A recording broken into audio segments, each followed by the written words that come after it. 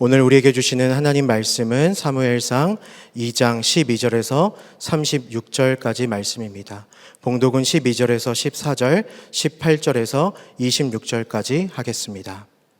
엘리의 아들들은 행실이 나빴다. 그들은 주님을 무시하였다. 제사장이 백성에게 지켜야 하는 규정이 있었는데 그들은 그것도 무시하였다. 누군가가 제사를 드리고 그 고기를 삶고 있으면 그 제사장의 종이 살이 3개 달린 갈고리를 들고 와서 냄비나 숯이나 큰 숯이나 가마솥에 갈고리를 찔러 넣어서 그 갈고리에 걸려 나오는 것은 무엇이든지 제사장의 몫으로 가져갔다. 실로에 와서 주님께 제물을 바치는 이스라엘 사람이 모두 이런 일을 당하였다. 한편 어린 사무엘은 모시의 옷을 입고 주님을 섬겼다. 사무엘의 어머니는 해마다 남편과 함께 매년 제사를 드리러 성소로 올라가곤 하였다. 그때마다 그는 아들에게 작은 겉옷을 만들어서 가져다 주었다. 그리고 엘리는 엘가나와 그의 아내에게 주님께 간구하여 얻은 아들을 다시 주님께 바쳤으니 주님께서 2분 사이에 이 아이 대신에 다른 자녀를 많이 주시기를 바랍니다 하고 복을 빌어주었다. 그들은 이렇게 축복을 받고서 고향으로 돌아가곤 하였다. 주님께서 한나를 돌보아 주셔서 한나는 임신하여 아들 3과 딸 2를 더 낳았다. 어린 사무엘도 주님 앞에서 잘 자랐다. 엘리는 매우 늙었다. 그는 자기 아들들이 모든 이스라엘 사람에게 저지른 온갖 잘못을 상세하게 들었고 회막 어귀에서 일하는 여인들과 동침까지 한다는 소문을 들었다. 그래서 그는 그들을 타일렀다. 너희가 어쩌자고 이런 짓을 하느냐? 너희가 저지른 악행을 내가 이 백성 모두에게서 듣고 있다. 이놈들아, 당장 그쳐라. 주님의 백성이 이런 추문을 옮기는 것을 내가 듣게 되다니 두려운 일이다. 사람끼리 죄를 지으면 하나님이 중재하여 주시겠지만 사람이 주님께 죄를 지으면 누가 변호하여 주겠느냐? 아버지가 이렇게 꾸짖어도 그들은 아버지의 말을 듣지 않았다. 주님께서 이미 그들을 죽이려고 하셨기 때문이다. 한편 어린 사무엘은 커갈수록 주님과 사람들에게 더욱 사랑을 받았다. 사무엘상 시리즈 4번째입니다. 더 은총을 받는가 눈총을 받는가 라는 제목의 말씀을 나누겠습니다. 저는 흑백 논리를 썩 좋아하지 않습니다. 왜냐하면 이 세상을 흑과 백으로만 다 설명할 수가 없기 때문에 그렇습니다. 더더군다나 그 대상이 사람일 경우에는 더욱 그렇죠. 그 사람을 흑백으로 단지 옳고 그름으로 이렇게 한 기준으로 모든 인생을 매도한다면 그건 너무나 잔인한 폭력이고 또한 죄악이 될 것입니다. 그러므로 흑백으로만 볼 것이 아니라 그 중간에 회색지대도 볼 수 있는 그런 지혜가 우리가 살면서 필요한 것이죠. 악인처럼 보이지만 그 안에 선함이 있고 또한 한편으로는 의인처럼 보이지만 누구나 우리 안에 죄성이 있음을 우리는 말하지 않아도 다 알고 있기 때문에 그렇습니다. 새벽 기도 때에도 우리가 욥기 말씀과 함께 묵상하고 있는데 욥기서에도 마찬가지죠. 야, 너가 고난 당하는 것이 너가 죄를 지어서 그런 거야. 친구들이 그렇게 얘기를 하는데 하나님이 아시죠. 그가 죄인이 아니라는 것을 잘 알고 있습니다. 가장 선하고 의로운 자에게도 고난이 일어날 수 있다는 것을 보여주고 있는 것이고 또한 가장 악하고 참으로 죄인인 자도 세상에 살 때는 아무런 어려움 없이 살 수도 있는 거예요. 단지 그것만 보고 이 사람을 저렇다 이렇다 판단하기는 우리의 죄는 너무나 부족합니다. 그래서 성경에 욥기, 잠언, 전도서와 같은 지혜서가 있는 것이죠. 보통 인과응보로 기결되는 그런 논리가 먹히지 않는 일들이 우리 삶에 종종 일어나기 때문에 그렇습니다.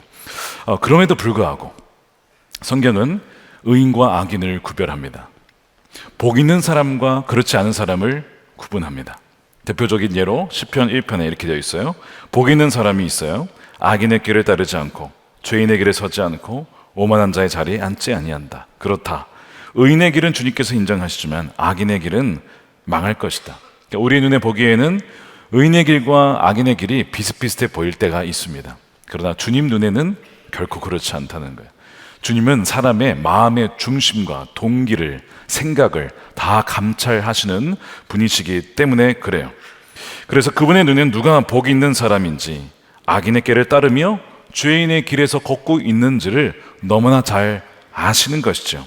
자, 오늘 본문에서 성경은 두 가족의 대비적인 어떤 운명을 보여주고 있습니다. 하나는 엘가나의 가정, 하나는 엘리 제사장의 가정입니다. 사무엘상 초반에 읽어보면 왜 하나님께서 사무엘을 보내시고 왜 하나님께서 다윗을 보내셨는지를 알 수 있는 대목이 나오는데, 바로 이 사사기 시대에 제사장들이 엄청나게 타락을 했습니다.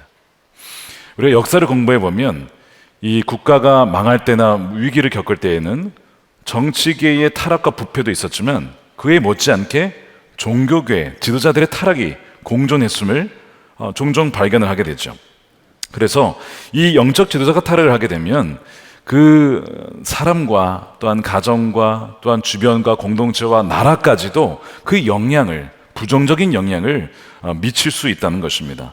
바로 엘리의 아들들이 그러했어요. 12절에 보니까 엘리의 아들들은 행실이 나빴다. 그들은 주님을 무시하였다. 이 12절을 개정판을 읽어보면 주님을 알지 못했다 이렇게 되어 있습니다. 머리로는 알았는지 모르겠지만 경험으로는 주님을 만나본 적이 없는 자가 제사장 직분을 갖고 그 위치에 서 있는 거예요.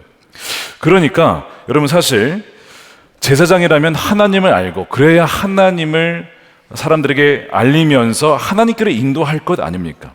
그런데 그 제사장이 하나님을 잘 모르다 보니까 하나님을 멸시하고 무시하고 소경을 인도하는, 많은 사람들을 암흑기로 끌고 가는 그런 일을 하게 된다는 것이죠. 문제가 되는 엘리의 아들들의 행실이 무엇이었냐면, 율법에 의하면 제사를 드리면 하나님께 드릴 게 있고 제사장들의 몫이 있고 또한 백성들의 몫이 있습니다. 근데 이 하나님의 것을 이 엘리의 두 아들들이 그냥 마구마구 취하는 거예요. 혹은 사람들이 먹어야 될 거를 자기네들이 막 취하게 되는, 그러니까 하나님의 예물을 아주 멸시하며 우습게 여기는 그런 행태를 보이고 있습니다. 그래서 레위기 3장 7장에 보게 되면 하나님을 경외하려면 기름은 태워서 따로 하나님께 드려야 되고 뭐 이런 어떤 율법이 쭉 나와요. 이것이 나를 경외하는 거다, 너희가 나를 존중한다면 이렇게 해야 된다, 말씀이 나오거든요. 그런데 이 두 아들들은 그걸 완전히 무시해버립니다. 그러면서 기름 붙은 부위를 달라는 거예요. 여러분, 왜 기름 붙은 부위를 달라고 했을까요? 고기를 드셔보시면 아시겠지만 여러분, 뻑뻑한 고기는 잘 안 먹습니다. 어떤 고기는요 무슨 타이어인가 싶을 정도로 뻑뻑한 고기가 있기 마련이죠. 이거를 알기 때문에 어떤 부위예요? 기름이 살짝 들어간, 아니면 기름이 좀 많이 들어간 부드러운 고기를 원하는 거예요. 왜 꽃등심이에요? 기름이 들어간 겁니다. 그래서 비싼 거예요. 그것이 맛있으니까. 지금 바로 이 아름다운 마블링이 있는 그 고기를 원하는 겁니다. 그래가지고 하여튼 그 자신들의 이 식욕, 식탐을 채우려고 율법을 완전히 무시한 채, 하나님을 완전히 무시한 채 그 제사장 직분을 하고 있는 이 두 아들들의 모습은 완전히 이 종교적인 영적인 폭력을 행사하고 있는 것이죠. 레위인들이 이건 안 됩니다, 이건 건드려서는 안 됩니다 해도 막 강제적으로 협박을 하면서 가져가는 이 모습을 보여주고 있어요. 하나님 앞에 큰 죄를 짓고 있는 것이죠. 17절에 엘리 아들들은 주님께서 보시는 앞에서 이렇듯 심하게 큰 죄를 저질렀다. 그들은 주님께 바치는 이 제물을 이처럼 함부로 대하였다는 거예요. 하나님은 그들의 마음과 중심과 모든 행동을 다 지켜보고 계셨습니다. 예전에 말씀드린 것처럼 무게를 재시는 거예요. 인생의 무게를 재는 겁니다. 그래서 이들은 눈총을 받습니다. 아유, 저 애들 어떻게 키웠길래 저렇게 되나, 사람들의 눈총을 받고, 또 하나님께서 이 눈살을 찌푸릴 정도로 그렇게 심한 눈총을 받게 되어지는 그 아들들이 바로 이들이었던 것이죠. 이들이 이 제사장직에 있었던 목적이 뭐였을까요? 자신의 배를, 사리사욕을 채우기 위함이었습니다. 탐식과 탐욕을 채우기 위해서 그 자리에 머물러 있는 너무나 안타까운 상황입니다. 그들의 신은 하나님이 아니라 그들의 배가 그들의 신이었던 것이죠.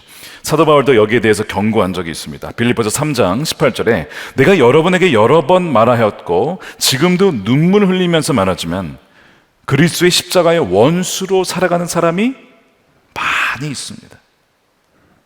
그들의 마지막은 멸망입니다. 그들은 배를, 자기네 하나님으로 삼고 자기네 수치를 영광으로 삼고 땅의 것만을 생각합니다. 우리가 다 십자가의 원수로 살았죠. 하나님 알기 전에는 내 사리사욕만 취하고 내 배를 채우고 오직 내 욕정을 위해 살았던 삶. 그러나 이제는 주님을 만나면 그 삶이 바뀌어야죠. 그런데 여전히 과거의 삶을 돌아가서 살아간다면 그것이 하나님을 모욕하는 것이고 십자가의 원수로 살아가는 것입니다. 그래서 이 식탐과 탐욕을 채우기 위해 사는 것에 대해서 경고하고 있어요. 가벼이 여기지 말라는 겁니다. 여러분, 식탐이라는 것이 과한 욕심이잖아요. 과하게 먹는 건데 사람을 이 성령에 따라 살기보다는 자꾸 우리의 육신의 욕망에 따라 거기에 반응하게 만듭니다. 그래서 그때마다 자꾸 그걸 추구하게 되면 어떤 감각을 잃어버리냐면 성령의 감각, 성령의 근심하심, 성령의 인도하심의 감각은, 영적인 감각은 사라지고 되고 육신적인 감각만 발달을 하게 돼요. 이것은 결코 좋지 않은 사인입니다. 그래서 예수님께서 경고하신 것 중에 방탕함에 대해서 얘기를 하셨어요. 자, 누가복음 21장 34절입니다. 너희는 스스로 조심해야 되는데 방탕과 술 취함과 세상살이의 걱정, 이 걱정도 그의 영혼을 짓누를 수 있습니다. 마음이 짓눌리지 않도록 해라. 걱정하지 말고 내게 맡겨라 라고 하시는 거죠. 그날이 덫과 같이 너희에게 닥치지 않게 해라. 여기서 방탕과 술 취함을 구별하고 있습니다. 우리는 방탕이 술 취함과 아니냐 구별하고 있는데 방탕에는 이런 의미가 있어요. 과하다. 그래서 과소비, 탕진하는 거, 그 다음에 낭비하는 거, 그 다음에 음식을 과하게 먹는 것도 이 방탕에 들어가요. 그렇게 하게 되면 왜 하지 말라고 했을까요? 주님이 언제 오시는지 깨어있지 못한 채에 그날의 덫과 같이 갑자기 와서 마치 미련한 천하들처럼 내가 너희를 알지 못한다, 이렇게 될 수 있다는 것이죠. 에바그리우스라고 하는 4세기 수도사가 그런 얘기를 합니다. 영혼을 죽이는 대제를 정리를 하면서 첫 번째로 식탐을 꼽았어요. 이 식탐은 이 대제들 중에서도 가장 낮은 것인데 사실 극복하기가 쉽지가 않습니다. 왜냐하면 먹는 것은 인간의 가장 기본적인 욕구이기 때문에 그래요. 그래서 요한 카시아누스라는 동시대 비슷한 시기에 이 수도사는 식탐을 이길 수 없다면 영적 전쟁을 시작할 수도 없다, 이 얘기를 합니다. 왜 이런 얘기를 하는지 아십니까? 이스라엘 백성들이 출애굽해서 구원받았어요. 그렇죠?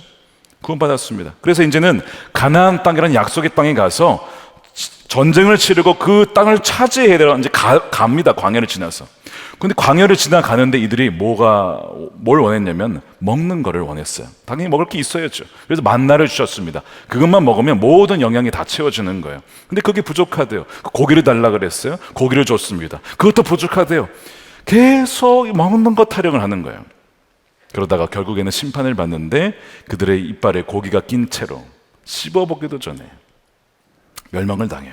그 얘기를 하면서 우리가 먹는 거 이 과하게 추구하는 그것이 하나님의 뜻이 무엇이며 성령이 우리를 어디로 인도하신지를 잃어버리게 만들 수 있으니 먹어야 되고 우리가 즐겨야 되지만 때로는 그 육신의 소욕을 스탑하고 우리 위가 명령하잖아요. 먹어야 된다. 잠깐 기다려봐. 지금 먹을 때가 아니야. 누가 종이고 누가 주인이에요 도대체? 위가 주인이고 우리가 종처럼 끌려갈 때가 많잖아요. 아니라고 명령하는 거예요. 너가 주인이야? 내가 주인이야? 지금은 금식할 때야. 지금은 단식할 때야. 내 몸을 위해서도, 자가포식을 위해서, 몸을 위해서도 필요하고 내 영혼을 위해서도 금식해야 돼. 기다려. 이렇게 할 수 있어야 된다는 거예요. 그래야만 성령의 인도함을 따라 살아갈 수 있다는 거예요. 그래서 하나님이 모세를 부르셔서 이스라엘 백성을 인도하는 것을 맡기기 이전에 무슨 얘기를, 시내산 가서 뭐 하십니까? 너 40일간 금식해라. 내 앞에서 내 음성 듣는 거 너 훈련해야 돼. 너 금식하지 않으면 너 이제 내려가게 되면 사람들의 수많은 소리를 듣게 될 거야. 여러 가지 마귀의 음성도 듣게 될 거야. 너 분별하지 못하게 돼. 너 길을 잃게 될 거다. 그러니 40일간 금식하며 내 음성이 익숙해져야 돼. 똑같은 훈련을 뭘 하시죠? 예수님이 세례 받으시고 바로 사역한 게 아니고 40일 금식하시면서 육신의 소욕을, 예수님도 몸을 입으셨으니까 유혹은 있잖아요. 예수님도 유혹을 받으셨어요. 마귀가 유혹합니다. 그러나 그 유혹에 끌려가지 않도록 금식하며 성령을 힘입어서 살아갈 수 있도록 40일 시간을 보낸 다음에 사역을 하시는 거예요.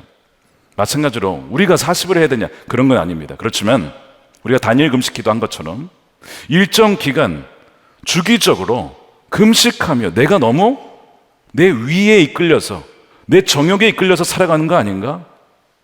내가 왜 이렇게 영적으로 침체해 있지? 여러분 점검하셔야 됩니다. 그래서 우리가 수시로 금식을 통해서 기도하면서 우리 육신의 소욕을 제어하는 훈련은 너무나 중요한 거예요. 자, 이 홈리아 비느하스가 식탐 그대로 살자 어떻게 되느냐? 여러분 식탐하고 정욕은 연결돼 있어요. 배가 배부르면 정욕이 이어집니다. 그것이 바로 여기 정확한 얘기가 나와요. 이들이 그렇게 고기로 배를 채운 다음에 벌인 일이 무엇이냐? 이 성스캔들을 일으키는 거예요. 22절이죠. 엘리는 매우 늙었다. 그는 자기 아들들이 모든 이스라엘 사람에게 저지른 온갖 잘못을 상세하게 들었고 회막에서, 오늘 얘기하면 교회 아닙니까? 회막 어귀에서 일하는 여인들과 동침까지 한다는 소문을 들었다. 이게 소문일까요? 아버지 입장에서 이게 소문이기를, 소문이 아닙니다. 진짜예요. 너무나 불편한 이야기죠. 이 아들들의 죄가 하나님을 모르니까요. 하나님 얼마나 두려우신 분인지를 모르니까, 경외함을 모르니까 그 성소에서 죄를 짓는 거예요. 종교적 타락의 절정이죠. 가면 갈수록 사람들의 눈총을 받습니다. 작년에 한 OTT 프로그램에서 이런 프로그램이 있었죠. 나는 신이다인가요? 그 종교적 권력을 통해서 이 성적 욕구를 착취한 제이미스, 이 정명석 씨 이야기가 나왔어요. 사이비 교주입니다. 수백 명, 아니 어쩌면 1000명, 수천이 될 수도 있어요. 그것 때문에 2009년에 형을 살았죠. 10년형, 성범죄 혐의로. 출소 이후에 또 이어가는 거예요. 그래서 최근에 다시 구형을 받았습니다. 23년형입니다. 원래 검찰은 30년형을 구형했어요. 이 죄들이 너무 심각한 거예요. 이게 반복되죠. 사람 대상도 너무나 많죠. 이 사람은 나가면 안 된다. 30년형을 하게 되면 이 사람 감옥에서 죽습니다. 그런데 누가 항소를 했는지 23년형이 됐고요. 또 항소를 해서 지금 이게 어떻게 될지 몰라요. 사사시대의 제이미스가 지금 홈리아 비느하스예요. 탐식이 뭘로 이어졌냐면 정욕으로 이어진 것이죠.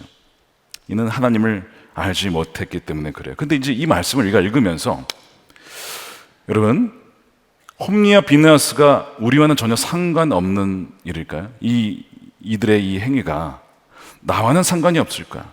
여러분, 그렇게 되지 않으리라고 여러분 장담하시겠습니까? 나는 끝까지 하나님을 경외하고 하나님이 주신 성을 부부 안에서 지키며 부부 서약할 때 반지 교환하면서 당신만을 신실하게 사랑하겠습니다 서약했어요. 하나님 앞에, 증인들 앞에서. 그것을 끝까지 지킬 수 있으시겠냐고요. 우리의 힘으로. 진실되게 나는 믿음의 경주를 완주할 수 있다고 자신합니다 라고 있는 분이 과연 어디 있을까요? 여러분, 유혹에는 예외가 없어요. 예외가 없습니다. 언제든지 우리도 홈리아 비느하스가 될 수 있음을 알아야 돼요. 왜요? 선줄로 생각한 자는 넘어질까 조심하라고 했잖아요. 지난주에 저의 책 영혼을 위한 싸움이라는 책을 냈는데요. 원래 이 책이 아니고 간증집을 내려고 했어요. 그래서 지난 여름에 간증집을 쫙 정리를 하고 있는데 하나님이 멈춰라, 스탑을 시켰어요. 이거 지금 아니다. 지금 아니야. 그래서 수개월이 지났어요. 그러던 중에 전혀 생각하지 못했던 이 주제, 영혼을 죽이는 7가지 죄에 대한 주제로 책을 내게 하신데, 주님 왜 이 책을 먼저 내게 하십니까? 라고 물었을 때 제게 주셨던 감동이 무엇이었냐면, 나는 너가 끝까지 나와 함께 이 믿음의 경주를 완주하기를 원한다. 수많은 이들의 시작은 좋았다는 거예요. 중간까지는 나쁘지 않았어요. 근데 마지막에 좋지 않은 경우가 너무나 많다. 내 마음이 너무나 아프다. 기드온도 시작은 좋았고 마지막에 좋지 않았어요. 사울도 시작은 좋았는데 마지막에 좋지 않았어요.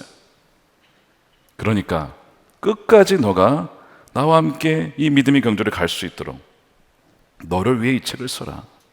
언제든지 이 이야기가 너의 이야기가 될 수 있음을 경각심을 가지고 있어야 된다는 말씀을, 그런 그 감동을 주셨어요. 그래서 이 책은요, 하나님이 저에게 주신 말씀이 저에게 쓴 책이에요. 거기에 이게 나와요. 나중에 이제 자가 진단표가 있는데 해보면 교만, 허영, 시기, 나태, 분노, 정욕, 탐욕, 안 걸리는 게 없어요. 안 걸리는 게. 정직하게 체크해 보면 수치는 달아도 안 걸리는 게 없다고요. 지난 월화수 우리 목회기획 세미나 우리 목회자들이 다 다녀왔어요. 첫날 그 책을 읽고 같이 이제 소그룹에서 나눔하는 시간을 가졌습니다.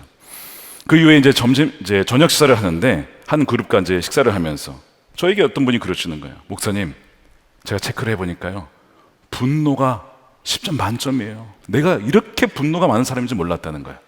어떤 사람은 목사님, 제가 나태가 10점 만점이에요. 그렇게 보여요. 라고는 안 했지만 만점이 자랑은 아니잖아요. 지금 우리가 이 만점 받으면 안 되는 거거든 이게 지금. 어떤 분은 내 안에 허영이 많아요. 화려하고 뭔가 사람들이 내가 대단한 사람인 것처럼 알아주기를 원하는 이 허영이 너무 많아요. 어떤 사람은 시기가 너무 많아요. 제 안에 시기가 많습니다. 내 왜 이렇게 질투가 많은지 모르겠어요. 여러분, 이 만점 수치가 높으면 이게 결코 웃을 일이 아니고요. 이런 병원 갔는데 진단을 받았는데 갑자기 암이래요. 그럼 가만히 있겠습니까? 암이구나 하고 그냥 나오시겠어요? 이거 어떻게 해서 이거 치료해야 될 거 아니야? 이거 초기라면 빨리 잡아야 될 거 아니야? 이거 마찬가지예요. 진단했는데 내 안에 교만이 있어. 교만이구나. 넘어갈 게 아니고 주여 나를 불쌍히 여겨주십시오. 나를 살려주십시오. 우리가 말씀을 읽으면서 말씀을 내가 읽는 게 아니라고. 말씀은 이 말씀은 나를 비춰봐야 돼요. 스캔을 쫙 해야 된다고. 기도하는 건데 성령께서 깨닫게 하시는 것을 들으면서 내가 그렇게 주의 마음을 모르고 내 마음대로 행했구나. 동행 일기 쓸 때도 그냥 하루 일과 쓰지 말고 정직하게 주님 앞에 내 마음을 감찰하시는 주님 앞에 일기를 써보면 얼마나 도움이 됩니까? 우리는요, 은혜 없이는 살 수가 없어요. 우리 이따 찬양할 거예요. 은혜 없이는 우리 설 수 없다. 날마다 주님의 은혜 있지 않으면 우리는요, 언제든지 넘어질 수 있어요. 어제 충만해도 오늘 완전히 방전되어서 살아갈 수 있어요. 불타오르는 장작에 그 장작이 막 불타오르잖아요. 여러분 그거 꺼내보세요. 그러면 잠깐 타다가 어떻게 돼요? 새카맣게 타버립니다. 차갑게 변해버려요. 이게 우리예요. 성령의 불 안에 주 예수 그리스도 안에 머물러 있지 않으면 딱 나오잖아요. 바로 식어버리는 거예요. 우리는. 그래서 날마다 깨어 있어야 된다는 거예요. 왜 홈리와 비나스가 이런 자들이 되었을까? 성경은 그 이유를 분명히 한 가지 얘기하고 있는데 엘리 때문이래요. 여러분, 이게 사실 자녀의 문제를 부모 때문이다라고 하는 것은 너무 잔인한 일 같아요. 어떻게 부모 때문에 자녀가 그렇게 됐을까? 오로지 부모 문제라고 할 수 있겠습니까?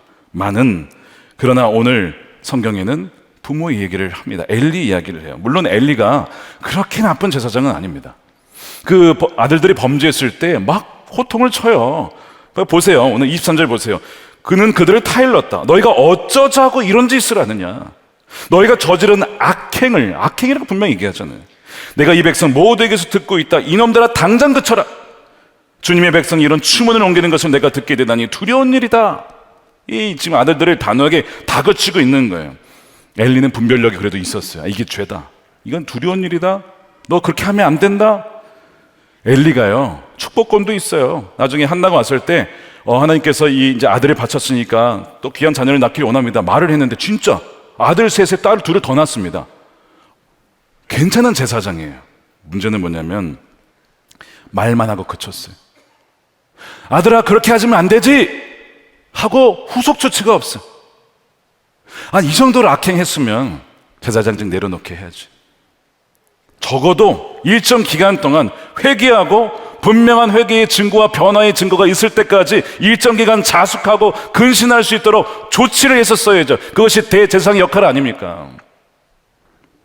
근데 이렇게 한 거예요. 너 그러면 안 되지. 야 그렇게 하지 마. 말만 하고 땡. 왜 그랬을까? 성경은 이렇게 얘기를 합니다. 엘리가 하나님보다 자녀들을 더 소중히 여겼기 때문에. 이게 하나님의 진단이에요. 29절입니다. 그러니 너희는 어찌하여 나의 처소에서 나에게 바치라고 명한 나의 재물과 예물을 멸시하느냐. 어찌하여 너는 나보다 너의 자식들을 더 소중하게 여겨서 나의 백성 이스라엘에 나에게 바친 재물 가운데 가장 좋은 것만 골라다가 너희 스스로 살찌도록 왜 너는 내버려뒀냐. 방치했냐? 허용했냐? 누구를 책망하고 있는 거예요?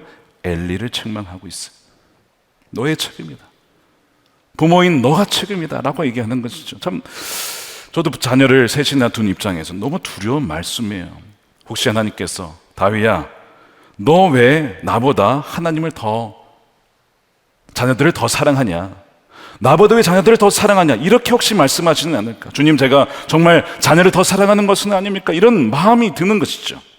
여러분 자녀 양육에 있어서 부모 입장에서 참 두려운 것이 어느 부모가 내 자녀를 나는 잘 키웠습니다 장담할 수 있겠어요? 지금은 잘 키우는지 모르겠지만 나중에 어떻게 될지 누가 장담할 수 있냐고요. 자녀 문제에 있어서는 늘 부모 입장에서는 약자예요. 겸손할 수밖에 없어요. 여러분 다윗도 마찬가지. 자녀 대대를 못 키웠단 말이에요. 그것 때문에 얼마나 힘들었습니까 다윗도. 그러니까 여기에 대해서는 누구도 교만할 수가 없는 거예요. 자, 우리가 하나님보다 자녀를 더 사랑하는지 어떻게 알 수 있을까?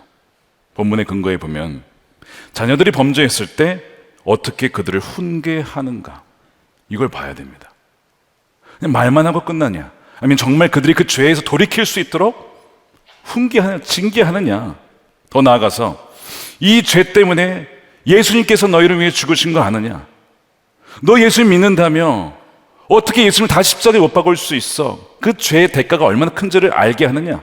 더 나아가서 이 죄가 얼마나 무서운지를 깨닫게 하면서 동시에 그럼에도 불구하고 하나님의 자비와 사랑과 은혜가 얼마나 더 풍성한지 그를 깨닫게 하느냐? 그렇게 한다면 그 부모는 하나님보다 자녀를 더 사랑하는 부모가 아니죠.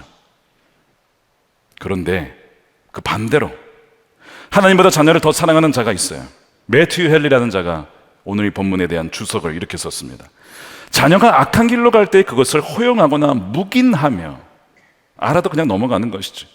또 그들을 제지하고 징벌하기 위해 부모의 권위는 바른 것입니다. 권위적인 것이 문제지 바른 권위를 사용해야 돼요. 사용하지 않는 자들은 결과적으로 하나님보다 자기 자녀를 더 중히 여기는 것입니다. 그것은 결국 하나님의 영광보다 자녀의 명예를 우선하는 것이며 하나님을 영화롭게 하기보다 자녀를 기쁘게 하는 일에 더 몰두하고 창념하는 것입니다. 엘리는 바로 여기에서 실패한 거예요. 여기서 지나치게 훈계만 하는 권위주의적인 부모도 문제가 있겠지만 그냥 내버려 두는 부모, 방임주의 혹은 허용주의, 사랑만 하는 거예요. 징계 없이. 더 위험할 수 있다는 것이죠. 그러니까 이 지금 엘리는 어떻게 보면 허용주의적인 부모에 속할 수 있는 것이죠. 하나님께서 아브라함에게 시험하신 게 너 아들 바칠 수 있어? 보니까 아들을 너무 사랑해요. 얼마나 예쁘겠어요. 노년에 얻은 아들. 그렇게 수십 년 기도해서 얻은 아들인데 뭘 해도 이쁜 거예요. 이러다가 하나님이 궁금한 거죠. 얘가 나보다 이 아들을 더 사랑하나? 나를 정말 더 사랑하나? 물어보신 거예요. 바쳐라. 바칠 수 있느냐? 아브라함이 알았죠. 테스트구나. 내가 나도 모르게 하나님보다 아들을 더 사랑할 수가 있겠구나. 하나님이 아들을 돌려드립니다. 내가 이제야 나를 경외하는 줄 알았다. 내가 이제야 경외하는 줄 알았다. 이 시험이 우리에게 날마다 있잖아요. 자녀를 하나님께 바치면 죽을 것 같은데 오히려 자녀가 사는 길이고, 자녀를 바치면 죽을 것 같아서 살렸더니 오히려 자녀가 죽는 길로 갑니다. 여러분, 우리는요 어떤 것도 하나님보다 더 귀히 여겨서는 안 돼요. 십계명의 첫 번째 뭡니까? 나 외에 다른 신을 두지 말아라. 너의 가장 사랑하는 대상은 바로 나여야지 그것이 자식이나 돈이나 그 어떤 대상이 되어서는 결코 안 된다라고 하는 것을 말씀하신 거예요. 하나님을 가장 사랑할 때 비로소 진정 자녀도 가장 사랑할 수가 있다는 것이죠. 엘리의 집안에 저주가 선포돼요. 무명에 하나님의 사람이 와서 이런 예언을 합니다. 30절에 이 뒷부분만 볼게요. 자, 이제는부터 함께 읽겠습니다. 시작. 이제는 내가 나를 존중하는 사람들만 존중하고 나를 경멸한 자들은 수치를 당하게 할 것이다. 나 주의 말이다. 자, 중요한 내용입니다. 하나님은 하나님을 존중하는 자를 존중하십니다. 하나님을 경외하는 자를 높이십니다. 여러분 이거 꼭 기억하십시오. 불의 전차라고 하는 에릭 리들이라고 하는 사람이 아시죠? 달리기를 했는데 나는 주일날 뛸 수 없습니다. 난 주일을 지켜야 됩니다. 비종목, 자기가 전공이 아닌 쪽에 400m를 뛰었는데 그때 그의 손에 쥐고 있었던 말씀이 이 말씀이에요. 나는 나를 존중한 자를 존중하리라. 이 말씀 붙잡고 뛴 거예요. 하나님이 그를 높여주셨잖아요. 여러분, 이것이 사무엘상하에 흐르는 전체 주제 중에 하나입니다. 엘리 가문이 하나님을 존중하지 않자 그것이 엘가나의 사무엘에게로, 이 사울이 하나님의 말씀을 버리자 그것이 다윗이라고 하는 인물로 대체가 되는 것이죠. 촛대가 옮겨지게 됩니다. 그래서 2장 35절에 나는 나의 마음과 나의 생각을 따라 행동하는 충실한 제사장을 세울 것이다. 지금은 이제 사무엘이지만 나중에 이제 이게 솔로몬 시대에 가서 완전히 바뀌게 됩니다. 솔로몬 시대에 가면 대제사장이 이 엘리의 후손이었던 아비아달이 원래 제사장입니다. 대제사장. 근데 그가 어떤 일을 범하냐면 압살롬 반역 때에 다윗 편에 서지 않고 압살롬 편에 섭니다. 그것 때문에 솔로몬이 왕이 될 때 다윗이 얘기를 해요. 넌 지혜로우니까 잘할 거야. 그래서 솔로몬이 되자마자 그 아비아달이 내려오고 대제사장직을 더 이상 하지 못합니다. 그리고 이 사독이라는 자가 대제사장 직분을 맡고 그 후손들이 쫙 가요. 이 예언의 성취가 바로 그때 이루어지게 돼요. 하나님은 자기를 존중하는 자를, 경외하는 자를 존중한다라는 것이죠. 오늘 무거운 얘기가 참 많지만 그러나 숨겨진 은혜가 있습니다. 누구냐면 바로 사무엘이에요. 이 홈리와 비느하스는 참 안타까운 아들들인데 이 사무엘은 그렇지 않았다는 거예요. 사실 이 사무엘이 지금 있는 곳이 어디예요? 지금 이들과 같이 있어요. 지금 자라나는 환경이 썩 좋지가 않습니다. 도덕적으로는 영적으로 완전 타락한 성소에서 사무엘이 지금 같이 자라고 있어요. 게다가 그의 스승은 이제 영적으로는 완전히 무감각해진 엘리 제사장이에요. 뭘 배우겠어요 거기서. 그런데 놀랍게도 성경은 뭐라고 하냐면 이 사무엘이 하나님의 은총을 받으면서 자라간다라는 말씀을 해요. 그것이 26절이죠. 우리 함께 읽어보겠습니다. 시작.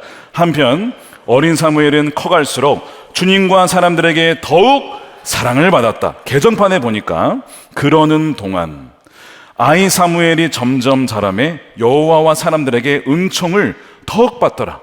죄 가운데 눈총을 받으며 자라는 이들이 있는 반면에 하나님과 사람들에게 사랑을 받으며 자라가는 사무엘이 있었어요. 도대체 이 둘이 뭐 때문에 다를 것이냐, 왜 이런 차이를 가져왔느냐, 하나님의 어떤 선택의 측면도 있지만 오늘 본문에 이미 보여줬어요. 첫 번째, 아까 하나님은 존중한 자를 존중한다. 그 가문을 세워주신 거예요. 그게 첫 번째. 두 번째는 이 사무엘이 18절에 보면 하나님 앞에서 섬겼더라. 이제 사무엘의 특징이 바로 이겁니다. 늘 코람데요. 하나님 앞에서 살아갔다는 거예요. 그에게 은혜 위에 은혜가 계속 부어져요. 은혜에 여러분 분량이 있는 거 아시죠? 더 큰 은총이 있습니다. 그것이 사무엘에게 벌어져요. 어디에서 사느냐보다 더 중요한 것이 누구와 함께 사느냐인데 하나님 앞에서 늘 살았다는 거예요. 공립학교를 다녀도 아이들이 환경이 좋지 않은 것 같아도 혹시 하나님 앞에서 살아간다면 사무엘처럼 그 아이가 하나님의 사랑받으며 은총을 받으며 살아갈 수 있다는 것이죠. 세 번째, 한 가지 요소가 더 있어요. 한나입니다. 한나. 매년 제사를 위해서 한나가 올라가는데 그냥 가지 않고 갈 때마다 이 사무엘을 위해서 옷을 만들어서 가져갑니다. 19절입니다. 사무엘의 어머니는 해마다 남편과 함께 매년 제사를 드리러 성소로 올라가곤 하였다. 그때마다 그는 아들에게 작은 겉옷을 만들어서 가져다 주었다. 이 겉옷은 이제 사무엘을 표현하는 특징 중에 하나입니다. 겉옷. 당시에 옷을 만든 일이 여러분 공장이 있었겠습니까? 어디서 뭐 샀겠습니까? 만드는 거야 다. 자, 그러면 보고 싶은 아들 만날 수 없어요. 이때 딱 한 번 가서 만나는 건데 기다리는 동안 이 한나가 아들을 위해서 옷을 만드는 거예요. 시줄 날줄을 엮어가지고 옷을 만들 때 그냥 만들었겠습니까? 하나님, 이 시줄 날줄이 엮여져서 옷이 만들어지듯이 사랑하는 우리 아들, 하나님의 사랑과 은혜 가운데 지혜가 자라고 지식이 자라고 하나님 알아가는 그 기쁨 가운데 자라가게 해주시옵소서. 날마다 기도하고 그 옷을 만들어서 만났을 때 이 옷을 입혀주면서 또 거기서 기도하고 사랑하고 그리고 돌아왔겠죠. 이게 한 번이 아니고 그때마다 매년 이렇게 한 거예요. 이 구절이 난 다음에 그 다음에 26절이 되어서 이 말씀이 나오는 거예요. 사무엘이 점점 자라매 여호와 사람들에게 은총을 더욱 받더라. 누구의 영향이 있었다는 거예요? 한나의 영향이 있었다는 것입니다. 한나의 영향이. 한 권사님 이야기를 제가 들었어요. 나중에 간증하실 기회가 있으실 것 같아서 제가 간략히만 나눠드리겠습니다. 이번에 남편이 하나님을 알지 못했어요. 세상 속에 푹 빠져 사는 거예요. 술집을 가면 1차, 2차, 3차 하고 또 4차를 가요. 가정은 내팽개치고 세상을 술과 유흥으로 사는 남편인 거예요. 아내 되신 입장에서 얼마나 마음이 아팠을까요? 근데 남편을 위해서 기도하는데 그냥 기도한 게 아니에요. 새벽 기도와 골방 기도를 하셨는데 이 새벽 기도 오실 때 그냥 온 게 아니고 남편의 양말을 신고 왔어요. 남편의 옷을 입고 오는 거예요. 그 남편의 옷을 붙잡고 새벽 기도하면서 기도하는 거죠. 하나님, 이 남편을 기억해 주십시오.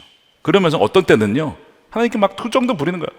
하나님, 이 남편의 옷도 양말도 여기에 왔는데 이 옷의 주인은 언제 보내실 겁니까? 언제 교회를 보내실 겁니까? 라고 하면서 기도할 때도 있었대요. 주위에 아내가 남편을 전도해서 데려올 때가 있잖아요. 너무 부러운 거야. 우리 남편은 언제 오려나? 그래서 얘기해보면 너희들이나 잘 믿어 이런 식으로 얘기하고 막 속 타죠. 포기했나? 포기하지 않았다는 겁니다. 계속 양말 신고, 양말은 발이잖아.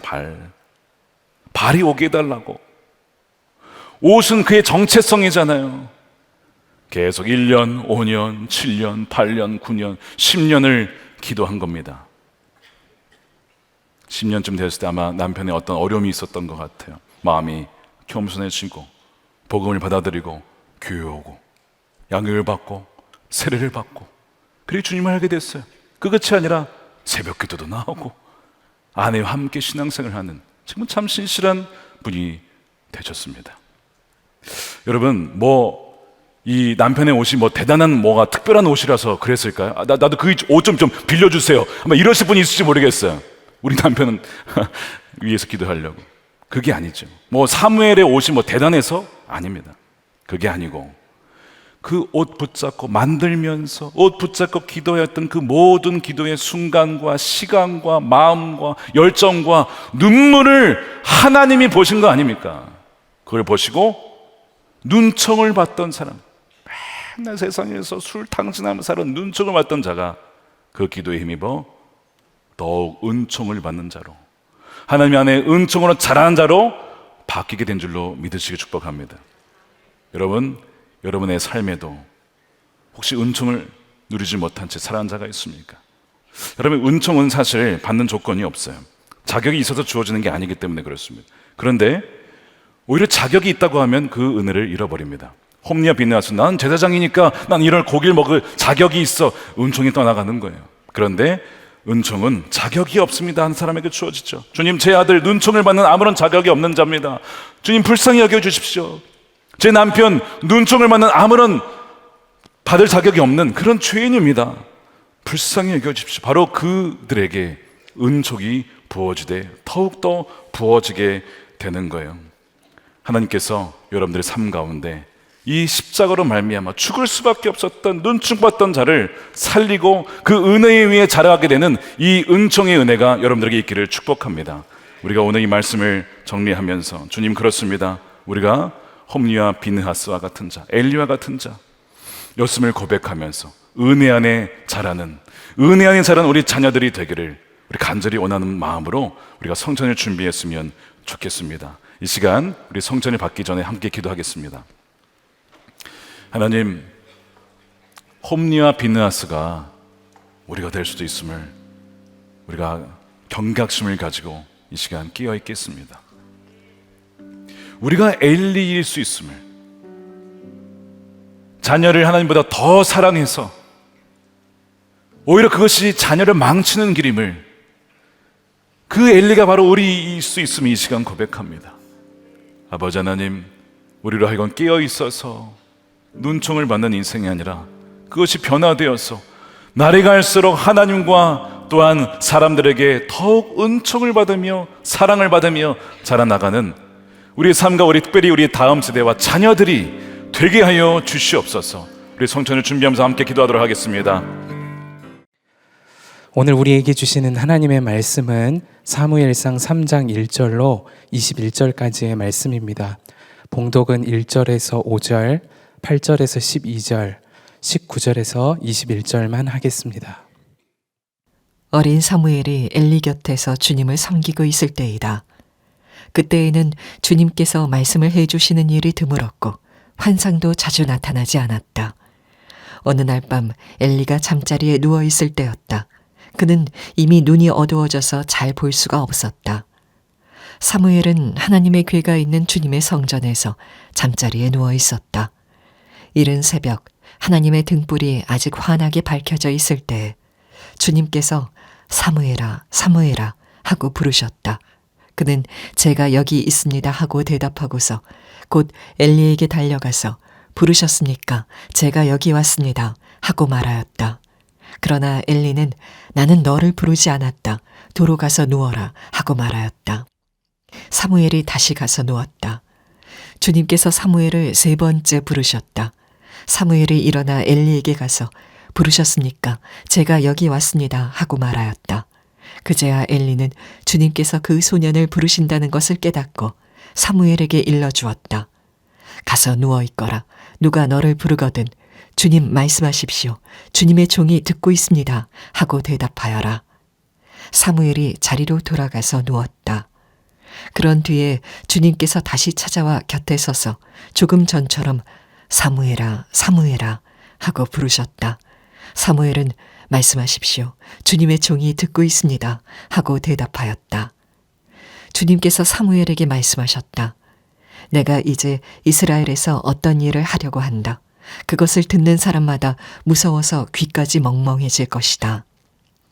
때가 오면 내가 엘리의 집을 두고 말한 모든 것을 처음부터 끝까지 다 이루겠다. 사무엘이 자랄 때 주님께서 그와 함께 계셔서 사무엘이 한 말이 하나도 어긋나지 않고 다 이루어지게 하셨다. 그리하여 단에서 브엘세바까지 온 이스라엘은 사무엘이 주님께서 세우신 예언자임을 알게 되었다. 주님께서는 실로에서 계속하여 자신을 나타내셨다. 거기에서 주님께서는 사무엘에게 나타나셔서 말씀하셨다. 네, 사무엘상 시리즈 하나님의 마음에 맞는 사람 5번째입니다. 어둠 속 등불로 부르시다라는 제목의 말씀을 나누겠습니다. 한 교회에 어떤 아이가 말씀 묵상집 가지고 묵상을 하다가 이런 질문이 있었다고 합니다. 약하고 부족한 나를 하나님이 부르실 때 어떻게 대답하면 좋을까요? 하나님의 부르심에 대해 대답할 말을 적어보세요. 보통 이런 질문에 이렇게 접근합니다. 나는 약하고 부족하지만 하나님 함께 하시면 할 수 있습니다. 저를 사용해 주세요. 이렇게 묵상 답을 쓰곤 하죠. 이 아이가 또박또박 7글자로 이렇게 썼다고 합니다. 딴 사람 시키세요. 능력도 없는데 나를 왜 시켜? 야, 이게 실화입니다. 실화. 네, 실화. 야. 여러분, 하나님이 찾으실 때에, 부르실 때에 응답하시길 축복합니다. 괜히 부르시는 게 아니에요. 아무나 부르시지 않습니다. 부르셨을 때는 다 이미 검증된 겁니다. 하나님 부르신다는 거예요. 최근에 신학교 이제 정원에 있는데 입학이 미달이 돼가지고 입시에서 정원 미달이 되었던 경우를 보게 됩니다. 많은 이들이 한국교회가 그래서 위기다, 신학생들이 줄고 있다는 거예요. 그러나 저는 다른 관점에서 한번 질문을 던져보고 싶습니다. 뭐냐면 신학생들이 줄어드는 것이 과연 위기일까? 물론 신학교 측면에서는 학생들이 줄면 재정이 주니까 위기는 맞습니다. 그런데 그렇다고 해서 하나님의 부르심이 없는데도 불구하고 신학교에 입학하여서 소명 없이 교회를 맡는다면 여러분 이것이 진정 위기가 되는 거예요. 한국교회의 위기가 되는 것입니다. 이미 사무엘상 2장에서 살펴보았지만 이스라엘 민족의 위기는 제사장의 숫자가 줄어서 온 것이 아니었습니다. 엘리 이후에 이미 두 아들들이 대를 이어서 그 차세대 목회자들이 이미 준비가 되어 있었어요. 숫자가 부족한 것이 아니었습니다. 문제가 무엇이었냐면 그들이 하나님을 알지 못했고 하나님의 말씀을 들을 수가 없었고 들을 마음도 없었고 그런 위치에서 제사장직을 감당했다는 것, 바로 이것이 위기였다는 것이죠. 소명 없는 자들이 하나님의 종이 되어 제사장 직분을 맡았다는 것이 바로 큰 위기였다는 겁니다. 지금 여러분들의 삶에서 다가오고 있는 마주하는 위기를 한번 생각해 보세요. 정말 그것이 위기라고 생각하십니까? 우리가 진단을 잘못 내리면 처방전도 잘못된 게 오기 마련입니다. 그러므로 바른 진단을 내려야만 거기에 합당한 해결책을 찾을 수가 있어요. 우리가 오늘 말씀을 들으면서 우리 삶의 위기가 진짜 무엇인가를 깨닫게 되기를 원합니다. 어린 사무엘이 살았던 이 시대는 주님의 말씀과 환상이 드물었던 시기라고 이렇게 말씀을 해요. 1절에 어린 사무엘이 엘리 곁에서 주님을 섬기고 있을 때다. 그때는 주님께서 말씀을 해주시는 일이 드물었고 환상도 자주 나타나지 않았다. 사사기 시대는 영적으로 어두웠던 암흑기 시대입니다. 왜냐하면 사람들이 하나님 말씀에 귀를 기울이지 않았습니다. 말씀이 없었던 것이 아니고 하나님 말씀하지 않은 것도 아닌데 말씀에 귀를 기울이지 않았기 때문에 들리지 않았고 하나님도 더 이상 말씀하실 수가 없었던 것이죠. 그래서 사람들이 어떻게 결정했냐면 자기 소견에 오른 대로 내가 보기에 옳은 거 이렇게 택하면서 살았다는 거예요. 여러분, 그것이 혹시 우리의 삶은 아닙니까? 하나님 말씀에 귀 기울이기보다는 내가 보기에 옳은 것, 내가 보기에 합리적인 것만을 택하는 것. 물론 하나님 우리에게 이성을 주셨기 때문에 그런 결정을 내려야 하지만 하나님, 이게 맞습니까? 하나님, 이 결정이 옳은 것입니까? 물어야 하지 않겠습니까? 그 당시에는 그렇게 하지 않았다는 거예요. 그래서 영적인 어둠의 시대를 살았다. 사람들이 방황했다는 것입니다. 성경의 요한복음의 말씀은 빛입니다. 말씀이신 주님께서 빛으로 이 땅 가운데 오셔서 비추었어요. 근데 사람들이 그 빛을 싫어했다는 겁니다. 어둠을 더 좋아했대요. 즉, 내 마음대로 사는 것을 더 사랑했다고 요한복음 1장에 말씀하고 있지 않습니까? 그러다 보니까 더욱더 어두운 시대로 빠져가는 거예요. 2절에 보면 엘리의 눈이 어두워졌다 이렇게 표현합니다. 나이가 들게 되면 노안이 찾아오고 잘 보이지 않는 것은 당연한 거예요. 그런데 성경은 왜 이 표현을 했을까? 단지 엘리가 나이가 들었다 그 말을 하는 게 아닙니다. 그의 눈이 어두워졌다는 것은 더 이상 분별력을 가질 수 없었다. 하나님이 어떤 길로 인도하시는지, 그의 삶에 원하시는 건 무엇인지, 이스라엘 백성들이 어디로 가야 할지를 분별할 수 없는 상황에 이르렀다라는 것을 영적으로 상징하는 의미가 바로 어두워져서 볼 수 없었다는 의미입니다. 역사적으로 보면 하나님께서 말씀하시지 않을 때, 침묵하실 때가 있었어요. 그는 심판의 징조입니다. 하나님께서는 심판하실 때는요, 어떻게 하시냐? 내버려 둡니다. 마음대로 살도록 내버려 둬요. 말씀하시지도 않습니다. 징계하지도 않습니다. 여러분, 이거는요, 심판입니다. 아모스서 8장에 보면 11절에 기근을 보내겠다. 어떤 기근이냐? 이런 거예요. 내가 이 땅에 기근을 보내겠다. 사람들이 배고파하겠지만 그것은 밥이 없어서 겪는 배고픔이 아니다. 목말라하겠지만 물이 없어서 겪는 목마름이 아니다. 주의 말씀을 듣지 못하여 사람들이 굶주리고 목말라 할 것이다. 그때는 사람들이 주의 말씀을 찾으려고 떠돌아다녀도 말씀을 찾지 못할 것이다. 이것이 기근이라는 거예요. 하나님이 심판하시면 그 사람에게 말씀하지 않습니다. 그러니까 아무리 먹을 것이 많고 풍족하고 부족함이 없어도 하나님 말씀을 주지 않음으로써 심판을 받는, 여러분 정말 두려운 일 아닙니까? 여러분, 우리 삶을 잘 돌아봐야 됩니다. 여러분, 최근에 하나님 말씀을 들은 적이 언제입니까? 하나님의 음성을 들은 적이 언제입니까? 말씀을 듣지 못하고 있다면 여러분, 이것은요, 심각한 문제, 이건 심판을 받고 있다는 것입니다. 지금 어린 사무엘이 살던 시대의 영적 현실, 이 사사기 시대는 바로 그런 시대였고 점점 빛이 어두워졌던 시대라는 것이죠. 한국 기독교 분석 리포트를 보니까요, 최근 통계에 참 가슴 아픈 통계를 보았습니다. 젊은 세대, 20대, 30대, 40대 10년 전에 비해서 개신교 숫자가 얼마나 줄었는지 아십니까? 10%? 20%? 아닙니다. 50%가 줄었습니다. 절반이 줄었어요. 예를 들면 19세에서 29세, 10년 전에는 19%였는데 지금은 9% 되지 않습니다. 29세, 그러니까 30세부터 39세는요 21%에서 11%로 다 절반씩 줄었어요. 지금 여러분, 한국교회에 불이 꺼져가고 있어요. 한때 전 세계에서 급성장한 교회, 부흥을 맛보았던 교회라고 해서 전 세계에서 주목하며 찾아왔던 교회가 한국교회입니다. 그러나 이제는 더 이상 그렇지가 않아요. 사그러들고 있습니다. 그런데 이 한국교회의 모습과 우리가 오늘 읽은 본문의 이 사무엘상 전반부의 이 사사기 시대의 모습은 너무나 비슷한 거예요. 제사장의 숫자가 부족하지 않았어요. 지금 신학생은 줄지만 오히려 목회자, 목사 안수 받은 사람들은 더 늘어났습니다.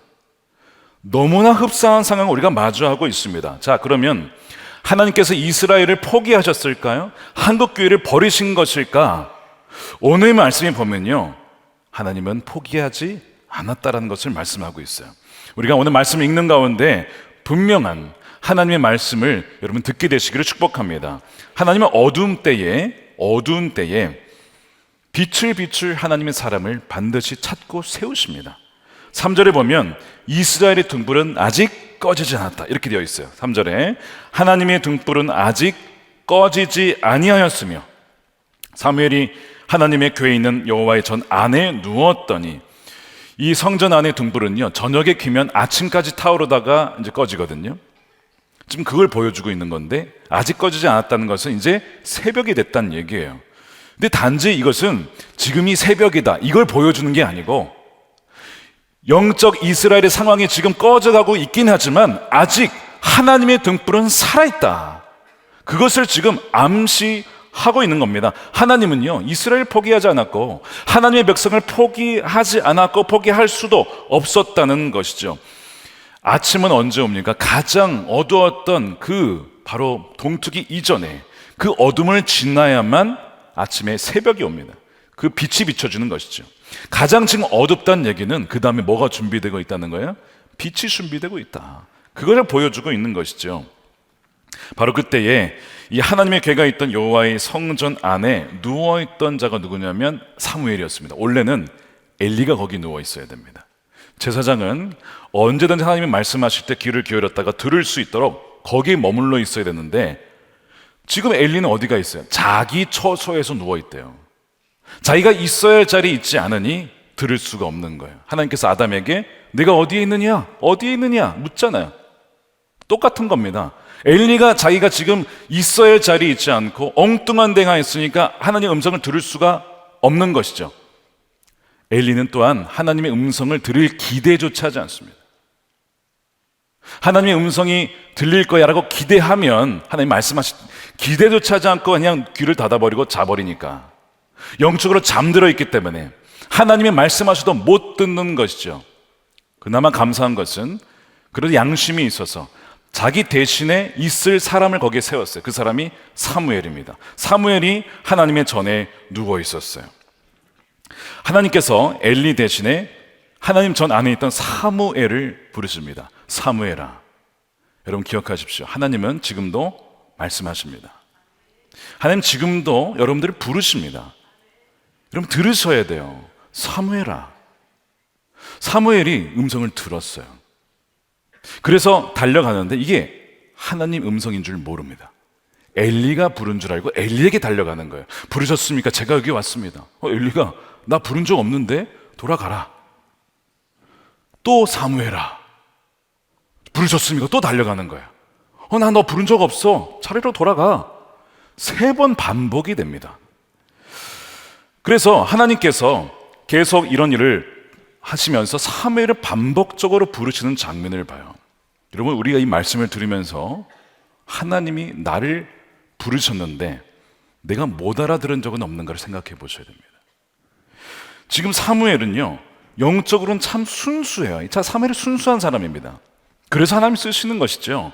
그러나 영적으로는 미숙했어요. 경험이 없습니다. 아직 하나님과 대화해 본 적이 없어요. 말씀을 들어본 적이 없습니다. 하나님 앞에서 섬기긴 했지만 인격적인 교제가 없는 것이죠. 우리가 물어볼 때에 예수님이 인격적으로 만나셨습니까? 마치 사람과 사람이 대화하듯이 주님과 그런 경험이 있으십니까? 물어보잖아요. 사무엘은 아직 그런 경험은 없었던 거예요. 하나님의 음성을 들어도 이게 사람의 음성이라고 여기는 겁니다. 여러분 사람의 음성을 통해서도 하나님이 말씀하십니다. 그러니까 우리가 이 두 개를 구별할 수 있어야 돼요. 하나님의 음성이 사람으로 올 때 사람의 음성을 통해서 하나님의 음성이구나 알아야 되는데, 사무엘은 이거를 그냥 사람의 음성으로 착각했다는 것이죠. 왜냐? 7절에 이때 사무엘은 주님을 알지 못했다. 말씀이 그에게 나타난 적도 없기 때문에 그렇습니다. 자, 그래서 이런 일, 즉 하나님의 음성을 우리에게 주님께서 들려주심에도 불구하고 우리가 들었는데도 이거를 사람의 음성으로 여기고 그냥 지나쳐 버리는 경우가 우리에게도 벌어질 수 있으니 여러분 아셔야 돼요. 그래서 뭘 훈련받아야 됩니까? 하나님의 음성을 듣는 훈련을 받으셔야 돼요. 우리가 제자훈련 과정에도 그 과정이 있긴 하지만 짧은 한 주를 다루기 때문에 사실상 제대로 훈련받기가 쉽지가 않습니다. 그래서 우리가 삶에서 훈련을 받아야 돼요. 하나님은 어떻게 말씀하십니까? 여러분, 육성으로도 말씀하실 수 있어요. 그런 경우가 있습니다. 그러나 대개 어떻게 말씀하시냐면 이미 완벽하게 주어진 계시인 성경 말씀을 통해서 또한 우리가 예수를 믿을 때 누가 계세요? 우리 안에 성령님이 옆에 계신 게 아니고 우리 안에 들어와 계시기 때문에 우리 안에서 아주 세미한 음성으로 우리에게 말씀을 하시거든요. 여러분, 그걸 캐치하고 분별할 수 있어야 됩니다. 자, 제가 최근에 명확하게 들었던 음성에 대한 간증을 좀 나눌게요. 뭐 대단한 건 아니지만 작년 12월에 이 연말이 되면 많은 결정을 내려야 됩니다. 그 중에 중요한 것이 인사결정입니다. 인사결정. 교회에게 지대한 영향을 미치는 부분 아닙니까? 결정을 그날 어떤 날을 내려야 되는데 기도하는데 마음이 편치가 않아요. 왜 마음이 편치 않을까요? 여러분, 그럴 때는 물어보셔야 돼요. 성령님이 근심하시는 것일 수 있습니다. 내가 A라는 결정을 내릴 때 마음이 편치 않다면 성령이 이걸 원하시지 않는가를 여러분 물어보셔야 돼요. 그리고 기다리셔야 됩니다. 어떤 말씀을 하시는지. 바로 그날이 그날이었어요. 마음이 편치가 않은 거예요. 제가 그날 장로님 신방에 있어서 말씀을 준비하다가 읽다가 이사야서 11장을 읽게 되었습니다. 11장 말씀에 1절, 2절 읽다가 이 두 구절 가지고 말씀을 이제 나눠야겠다 했는데 3절 말씀은 연관된 말씀이긴 하지만 그쪽 본문은 아니었거든요. 근데 이런 말씀이 다가왔어요. 그가 여호와를 경외함으로 즐거움을 삼을 것이며 그의 눈에 보인 대로 심판하지 아니하며 그의 귀에 들리는 대로 판단하지 아니하며, 이 말씀을 딱 읽는데, 자, 성경 말씀이잖아요. 근데 내적인 음성이 들려요. 어떻게 말씀하시냐? 다윗아, 너의 귀에 들리는 대로 판단해서는 안 된다. 제가 아까 마음이 불편하다고 했어요. 주님 뭐라고 말씀하시니까 귀 기울인다고 했어요. 근데 이 말씀을 주셨어요. 제가 이제 어떤 보고나 여러 가지 이해해서 이제 들은 거를 가지고 이제 결정을 내리거든요. 근데 주님은 그걸 가지고 결정하지 말라는 거예요. 그럼 하나님 어떻게 해야 됩니까? 그래서 제가 다른 분을 통해서 다른 방법으로 또 알아보기 시작했습니다. 그랬더니 전혀 다른 얘기가 나와요. 두 개 전혀 다른 얘기가 나오는 거예요. 그래서 제가 A라고 결정하지 않고 B라고 결정을 내렸어요. 어떻게 됐을까요? 여러분, 그 결정이 옳은지는 시간이 지나면 검증이 돼요. 시간 지나니까 B라는 결정이 맞았던 거예요. A라는 결정을 내렸으면 큰일 날 뻔했어요. 교회에 지대한 영향을 미칠 뻔했어요. 근데 B를 결정을 하게 된 것이 하나님의 정확한 인도하심이었다는 것이죠. 여러분, 하나님은요, 성경 말씀을 통해서 우리에게 지금도 사무엘을 부르셔서 계시하듯이 우리에게 말씀을 하신다는 거예요. 그래서 우리가 뭘 하자는 겁니까? 성경 말씀을 매일 통독을 하고 말씀 함께를 통해서 지금 욥기 어렵지만 그 안에도 담겨진 주의 음성이 있기 때문에 분별하자는 것이죠. 또한 하나님은 환경을 통해서도 말씀하시잖아요. 지난 주말에 어떤 분이 기도받으러 오셨는데 참 마음 아픈 이야기를 들었습니다. 친척 중에 갑자기 젊은 나이에 돌아가신 분이 계셨어요.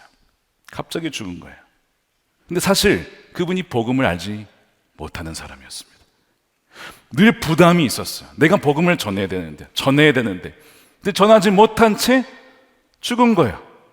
그게 너무 마음이 부담이 되고 너무 마음이 아파서 기도받으러 오셨어요. 근데 그분이 그러시는 거예요. 나를, 사실 하나님이 이 친척 가운데 나를 복음을 전하게 하는 전도자로 세우셨는데 제가 그걸 순종하지 못했습니다. 그래서 제가 기도해 드렸어요. 하나님, 이분을 통해서 가족과 친척이 구원을 얻는 그 약속의 말씀, 너와 내 집이 구원을 얻으리라, 이 말씀대로 이루어지게 해 주십시오. 간절하게 기도해 드렸어요. 이분이 잊고 있었던 자신의 부르심을 뭘 통해 깨달은 거예요? 그 친척의 죽음을 통해서 깨닫게 되고 다시 그분의 음성을 듣고 반응을 하기 시작한 것입니다. 여러분, 환경을 통해서 하나님은 지금도 우리에게 말씀을 하시는 거예요. 그러면 지난 주에, 지난 달에 어떤 일이 여러분들의 삶에 벌어지셨습니까? 그 안에 하나님은 우리에게 지금 말씀하고 계신 거예요. 들으셔야 돼요. 귀를 막으면 더 이상 하나님 말씀하지 않으십니다. 자, 그래서 이제 이 세 번째, 하나님께서 사무엘을 부르셨을 때 엘리가 그제서야 알아차린 게 뭐냐면 하나님이 이 사무엘을 지금 부르고 계시구나. 엘리가 그래도 엘리가 이런 감각은 있었어요. 그래서 사무엘에게 가르쳐 주는 거예요. 혹시 또 누가 너의 이름을 부르면 주님, 제가 여기 있습니다. 말씀하소서. 이렇게 하라고 가르쳐줘요. 8절에 그렇게 나오죠. 주님께서 그 소년을 부르신다는 것을 엘리가 깨닫고 사무엘에게 일러주었다. 가서 누워있거라. 누가 너를 부르거든 주님 말씀하십시오. 주님의 종이 듣고 있겠습니다 하고 대답하여라. 훈련을 받고 이제 사무엘이 제자리로 돌아갑니다. 그런데 이 장면은 좀 슬픈 장면이에요. 왜 슬픕니까? 왜 슬퍼요? 이제 더 이상 엘리는 하나님의 음성을 들을 수가 없습니다. 들을 수 없다라기보다 들으려 하지 않았고 하나님이 더 이상 그에게는 말씀하지 않으십니다. 이제는 누구에게 말씀하십니까? 사무엘에게 말씀을 하시는 거예요. 너무 가슴 아픈 얘기죠. 여러분, 우리의 신앙이 과거의 추억으로 끝나지 않기를, 추억을 생각하며 신앙하지 않기를 원합니다. 영적으로 누가 엘리인가? 나 과거에 하나님의 음성을 들었던 사람이야. 나 과거에 참 뜨거웠던 사람이야. 여러분, 이 사람이 엘리입니다. 근데 지금은 그렇지 않은 거죠. 과거에는 참 그때 곧 처음에 예수님 믿었을 때 참 뜨거웠는데 뭐예요? 과거. 그럼 지금은 어떻다는 얘기예요? 지금은 아니란 얘기 아닙니까? 이게 엘리라고요. 과거의 사람, 어제의 사람, 한때 쓰임받았던 사람, 한때 주님과 교제했던 사람, 이게 엘리라고요. 그러나 지금은 그 친밀함을 잃어버린 너무나 안타까운 사람 아닙니까? 주님과의 관계는 과거만이 아니라 항상 여러분 현재이기를 축복합니다. 만나는요, 지난주만 어제만 먹은 것이 아니라 항상 오늘이어야 되는 거예요. 엘리는요, 영이 잠든 뭐가 된 겁니까? 종교인이 된 겁니다. 여러분, 종교인 되지 마십시오. 율법적으로 철저히 지켜도 영은 완전히 잠들어 있고 죽어 있을 수도 있다는 거예요. 사대교회에 했던 말씀이 뭡니까? 살아있다라는 이름은 가졌으나 실상은 죽은 자다. 실상은 죽은 자다. 허례허시 껍데기만 남아있다는 거예요. 여러분, 엘리가 율법도 알아요. 율법으로 제사를 어떻게 드려야 되는지도 알아요. 심지어 하나님 음성 듣는 방법도 알려준다고요. 다 알고 있어요. 지금으로 말하면 통독도 하고 큐티도 하고 성경 공부도 하고. 그런데 그 말씀과 삶이 영 다른 것이죠. 영이 죽어있는 상태. 말씀과 삶에 괴리가 있는 것입니다. 이것이 엘리의 모습이었던 것이죠. 하지만 여러분, 하나님의 말씀이라는 것은 원래 따로따로가 될 수가 없습니다. 여러분, 창세기 읽어보세요. 하나님께서 말씀으로 천지를 창조하셨는데 빛이 있으라 말씀하셨잖아요. 그러면 빛이 존재하는 거예요.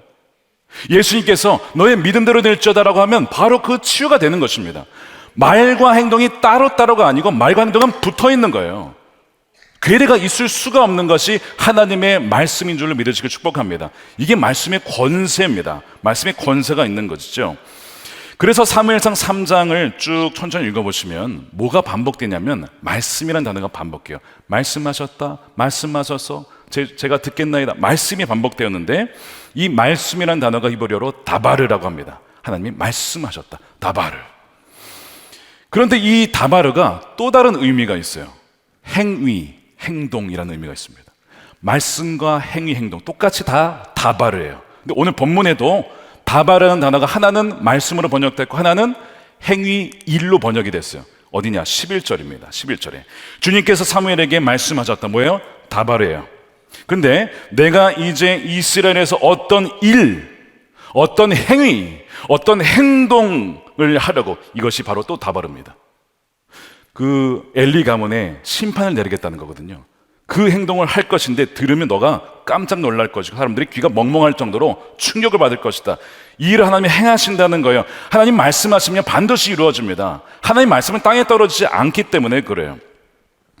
바로 여기에 하나님께서 그 시대에 등불로 부르시는 자는 누구냐? 거기에 비밀이 여기에 담겨 있습니다. 하나님이 그 시대의 등불로 부르시는 자는 누구냐면 하나님 말씀에 귀 기울이고 말씀과 행위가 일치하는 사람이에요. 말한 대로 살고 산 대로 말하는 그 사람을 하나님이 부르시는 것이죠. 그 사람의 시대의 등불입니다. 그래서 사무엘이 그 일에 부르심을 받은 거예요. 반면에 엘리는 뭐가 있었어요? 말은 있었는데 뭐가 없었습니까? 행위가 없는 거예요. 여러분, 이건 심각한 문제입니다. 이게 종교인이 된다는 게 바로 이거예요. 엘리의 죄가 바로 그거였다고요. 포지션은 있었지만 말씀을 선포하긴 하지만 그대로 살지는 않는 것이죠. 두려운 말씀 아닙니까? 자, 하나님께서 엘리의 죄를 다시 한번 지적을 하시는데 13절입니다. 엘리는 자기 아들들이 스스로 저주받을 일을 하는 줄 알면서도 자식들을 책망하지 않았다. 그 죄를 엘리는 이미 알고 있다. 그래서 그 집을 심판하겠다는 거예요. 여러분, 지난주 기억나십니까?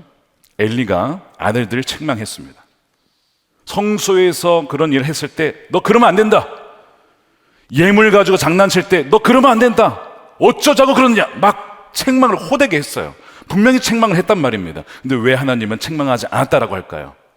여러분, 여기 답을 갖고 계셔야 돼요. 하나님이 보실 때는 엘리는요, 말로는 책망했지만 행동으로는 책망하지 않았습니다. 삶에서 실제가 되지 않은 말, 행동으로 이어지지 않은 말은 말이 아니라는 것이죠. 엘리가 아들들을 꾸짖은 그 말이 아들들의 삶의 변화를 일으키지 못했다면 사실상 아들을 꾸짖은 것이 아니라는 것이 하나님의 말씀이에요. 그 하나님의 판단입니다. 엘리의 책망의 말은 권위가 없어서 말을 했지만 그 말이 실제가 되지 못하고 어떻게 됐습니까? 땅에 떨어집니다. 이게 땅에 떨어졌다는 얘기예요. 아무런 권위가 없다는 얘기예요. 엘리가 하나님보다 자녀를 더 사랑했기 때문에 그래요. 그래서 하지마, 말은 하지만 막지는 않는 거야. 자녀들 더 사랑한 거야, 하나님보다. 그것이 지난주의 진단이었죠. 또 이유가 있습니다. 왜 말에 권위가 없느냐? 왜 부모의 말에 권위가 없었는가? 엘리는요, 평소에 말과 행동이 달랐던 겁니다. 예를 들면 이런 거예요. 얘들아, 하나님보다 돈을 더 사랑하거나 의지하면 안 돼. 돈은 도구야. 하나님이 복을 주시면 돈을 주실 수 있고 도구로 잘 선하게 쓰면 돼. 그러나 의지해서는 안 돼 라고 가르친다고 칩시다. 맞는 말이죠. 그런데 그 부모님이 평소에 돈 하면서 돈은 자꾸 돈을 의지하면서 오직 살아가는 것이 돈이라고 칩시다. 자녀들 그걸 다 봤어요. 이 말을 한다고 자녀들이 들을까요? 안 듣습니다. 왜요? 말과 행동이 다르기 때문에. 이게 권위가 없는 거예요. 엘리의 말이 왜 권위가 없었는가? 평소에 아들들이 아버지의 삶을 본 것입니다. 너희 그렇게 하지 마 라고 해도 아무런 권위가 없는 거예요. 에이, 아버지도 그렇게 살았잖아요. 말이 떨어지는 것이죠. 권위가 없는 것입니다. 그래서 하나님이 엘리의 가문을 더 이상 쓸 수가 없었다는 것입니다. 여러분, 촛대는요, 옮겨집니다. 사무엘로 넘어가는 거예요.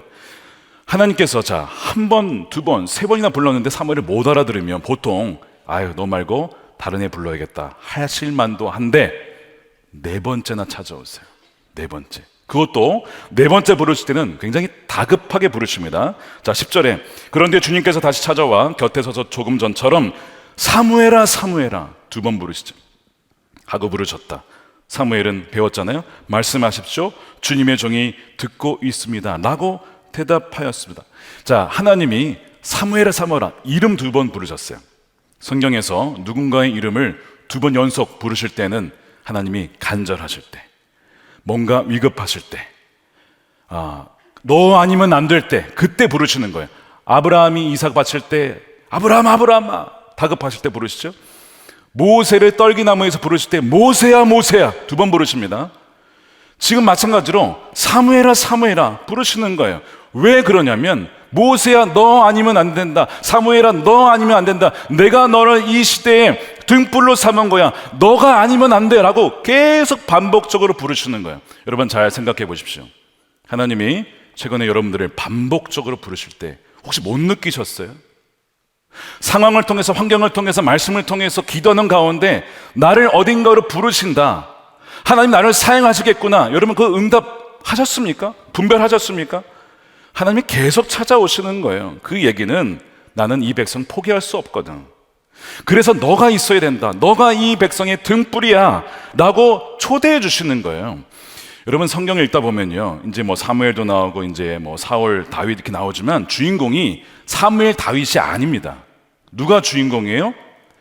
그들을 부르시는, 끝까지 포기하지 않고 하나님의 약속을 성취하시려는 그 열심을 가지고 나아가시는 하나님의 주인공이에요. 하나님이, 그 하나님이 저와 여러분들을 부르시는 거야. 뭐 하자고? 같이 동역하자고, 이 놀라운 이야기에 동참하라고, 하나님의 구원 역사에 참여하라고. 얼마나 영광스러운 초청입니까? 여러분 그 부르심에 응답하신 여러분 되시길 축복합니다.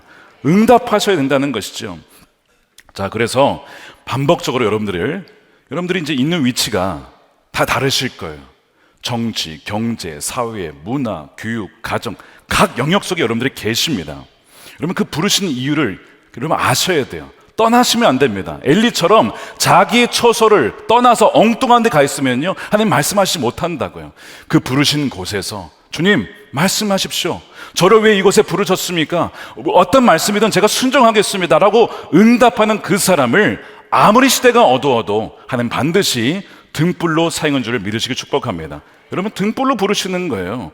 자, 여기에 보면요 어두운 시대의 등불을 부르시는 사람의 특징이 있어요. 하나님은요 누구나 쓰실 수 있거든요. 근데 아무나 부르진 않습니다. 아무나 부르시진 않아요. 자, 그래서 누구를 부르시는가? 전적인 순종의 자세가 되어 있는 사람입니다. 지난 금요 성령 집회 한번 들어보시면 성령을 부어주기 전에 먼저 제자들에게 훈련받기를 원했던 것은 순종을 배우는 것이었습니다. 그 다음에 성령이 부어져요. 마찬가지입니다. 전적인 순종의 태도가 되어 있느냐, 그 사람 하나님 부르십니다. 자, 사무엘이 누구의 종입니까? 지금 엘리의 종이에요. 언제든지 부르면 달려갈 준비가 되어 있는 거예요. 부르셨습니까? 부르셨습니까? 계속 이거하고 있잖아요. 3번, 4번째가 또 계속 그냥 응답하는, 참 이 자세가 너무 귀하지 않습니까? 하나님 그 사람을 쓰시는 거예요. 이게 원리인데요. 여러분, 여호수아가 처음부터 하나님의 종이 아니었어요. 누구의 종이었습니까? 모세의 종이었어요.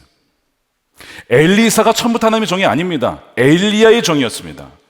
다윗이 처음부터 하나님의 종이 아니라 사울의 종이었습니다. 그러나 그 과정을 지난 이후에, 순종의 과정을 겪은 이후에, 배운 이후에 하나님 비로소 그래 내가 너를 나의 종으로 삼는다 부르신다는 것이죠. 지금 이 사무엘이 하나님 앞에 섰을 때 제가 여기에 있습니다. 영어로는 here I am. 이 히브리어는 히넨이라고 부르는데 히브리 문화에서, 이 이스라엘 문화에서 히넨이라고 대답할 때는 여러분 조심스럽게 대답해야 됩니다. 왜냐하면 이 히넨이라고 하는 이 말은 기꺼이 자신의 몸을 바칠 준비가 제가 되어 있습니다. 완전한 쓰임이 가능합니다라는 뜻이에요. 나를 어디든지 주여 주인의 뜻대로 사용해 주십시오. 이것이 히넨이. 너 정말 그러냐? 너 정말 준비가 되어 있어? 히넨이 그렇으면, 그러면 하나님이 데리고 쓰시는 거예요. 이 준비가 되시기를 축복합니다. 이 고백이 여러분들의 고백이 되기를 축복합니다. 자, 그래서 하나님께서 모세를 부르실 때 모세가 히넨이라고 대답한 거예요. 이사야를 부를 때 이사야가 히넨이 제가 여기 있습니다 라고 대답했던 것입니다. 하나님께서 쓰시는 사람이 누구냐?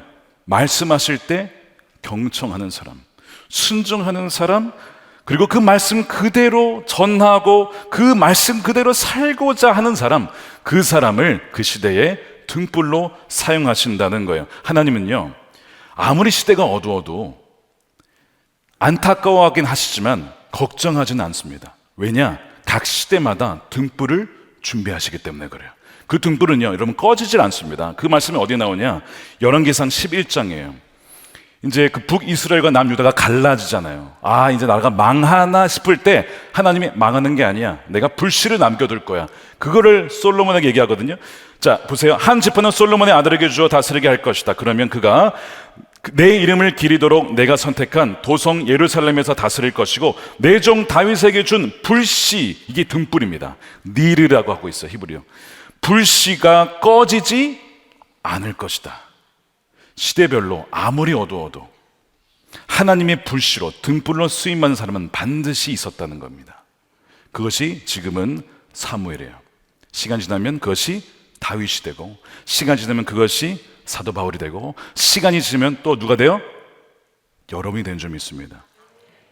불씨는 사그라들지 않아요. 궁극적인 불씨는 누구냐? 누굽니까? 예수 그리스도죠. 빛으로 오신 주님, 궁극적인 빛으로 어둠을 밝혔다고 했잖아요. 그분이 궁극적인 니르죠. 그분이 등불이 되십니다. 그래서 누구든지 그분을 믿는 자마다 뭐가 있는 겁니까? 우리 안에 빛이 있는 거예요. 등불이 있는 것입니다. 그 등불로 여러분들 주의를 밝히는 거예요. 그것이 가정이든 그것이 경제, 정치, 어느 분야이든 간에 내가 밝히는 것이 아니라 내 안에 계신 주님, 그 성령의 불빛으로 주위를 밝히게 된다는 거예요. 놀라운 것은 뭐냐면 그렇게 순종해서 나아가잖아요. 하나님은 어떤 권세를 주시냐면 그 사람의 말이 엘리처럼 땅에 떨어지는 것이 아니라 말이 다 응답되게 하신다는 거예요. 믿으십니까? 믿는 자에게만 이루어질 줄로 믿습니다. 여러분, 사무엘에게 주신 은혜가 바로 그거였어요. 자, 읽어보세요. 19절인데 사무엘이 이제 자라납니다. 사무엘도 처음부터 완벽한 사람이 아니었어요. 계속 성장합니다. 은혜 가운데 성장을 해요. 주님께서 그와 함께 계시기 때문에 그래요. 여러분, 성장하고 싶다면 날마다 주님과 함께 하셔야 됩니다. 주님과 동행하셔야 됩니다. 그러면 주님이 여러분과 함께 하시면서 여러분이 잘하게 되는 거예요. 그 잘하게 된다는 그 증거가 무엇이냐? 말이 떨어지지 않아요. 자, 사무엘이 한 말 다 바르죠. 하나도 어긋나지 않고 다 이루어지게 하셨다. 사무엘이 무슨 기도를 하잖아요? 하나님 다 응답해 주시는 거예요. 사무엘이 무슨 말을 하잖아요? 그대로 이루어집니다. 왜냐? 하나님의 뜻이 무엇인지를 아니까 그걸 그대로 전하거든요. 그러니까 하나님의 말씀은 다 바르예요. 말이 떨어지면 그대로 이루어지는 거예요. 사무엘은 그 말을 전했기 때문에 하나도 땅에 떨어지지 않고 이루어졌던 것입니다. 이 은혜가 여러분들에게 있기를 축복합니다. 그래서 4장 1절에 사무엘이 말을 하면 온 이스라엘이 귀를 기울여 들었다. 로컬에서 이제는 전국구로, 이제는 열방어로 시대를 뛰어넘어서 지금까지도 사무엘은 말을 하고 있는 것이죠. 놀랍지 않습니까? 왜요? 하나님이 그와 함께 하셨기 때문입니다. 사랑하는 여러분, 지금의 시대도 참으로 어둡죠. 굉장히 어둡습니다. 그러나 그 사사기와 같은 시대에도 하나님이 사무엘을 통해서 등불이 되어주셨던 것처럼 그 등불은 지금도 꺼지지 않습니다. 여러분들을 각 영역 속에 정치, 경제, 사회, 문화, 예술, 교육, 그다음에 가정이라고 하는 영역 속에 사무엘과 같이 여러분들을 부르신 거예요. 세상이 얼마나 어두운가. 하나님의 관심은 그것보다는 왜 이리 어둡냐라기보다는 이 어둠 속에 빛을 나의 등불이 어디에 있느냐라고 그를 찾으시는 거예요. 어차피요, 여러분, 어둠은 빛을 이길 수가 없기 때문에 그래요. 그러니까 여러분, 어둡다 너무 걱정하지 마세요. 어차피 어둠은 빛을 이길 수가 없습니다. 요한복음 1장 1절과 5절 함께 읽겠습니다. 시작. 태초에 말씀이 계셨다. 그 빛이 어둠 속에서 비치니 어둠이 그 빛을 이기지 못하였다. 아멘이죠. 우리 사회 속에서 얼마나 어둠을 봅니까? 전쟁, 또한 우리의 평등법 이슈부터 해서 온 사회가 도대체 어떻게 굴러가는 거야? 폭력과 약탈과. 그러나 어둠은요, 빛을 이길 수 없다는 것을 믿을 때 그 약속의 말씀을 붙잡고 그 말씀에 목숨을 건 한 사람이면 여러분 충분합니다. 지금 사무엘이면 충분한 거예요. 많은 사람이 필요한 것이 아닙니다. 기돔과 300용사 수만 명이 모였는데 야, 다 돌려보내라. 하나님은 숫자로 일하시지 않는다는 거예요. 하나님께 헌신한 사람, 말씀에 목숨 건 사람이면 충분하다. 그 사람을 지금 찾고 계신 줄 믿으시길 축복합니다. 존 웨슬리가 18세기에 참 어두웠던 영국의 시대, 사람들이요, 교회를요 그냥 형식적으로 다녔어요. 그냥 태어나면 그리스도이니까 뭐 영적인 뜨거운 체험 이런 게 없어요. 껍데기만 남은 그 상황 속에서 등불과 같이 쓰셨어요. 어떻게 그럴 수 있느냐? 하나님이 전적인 은혜지만 동시에 존 웨슬리는요 별명이 있었습니다. 한 책의 사람.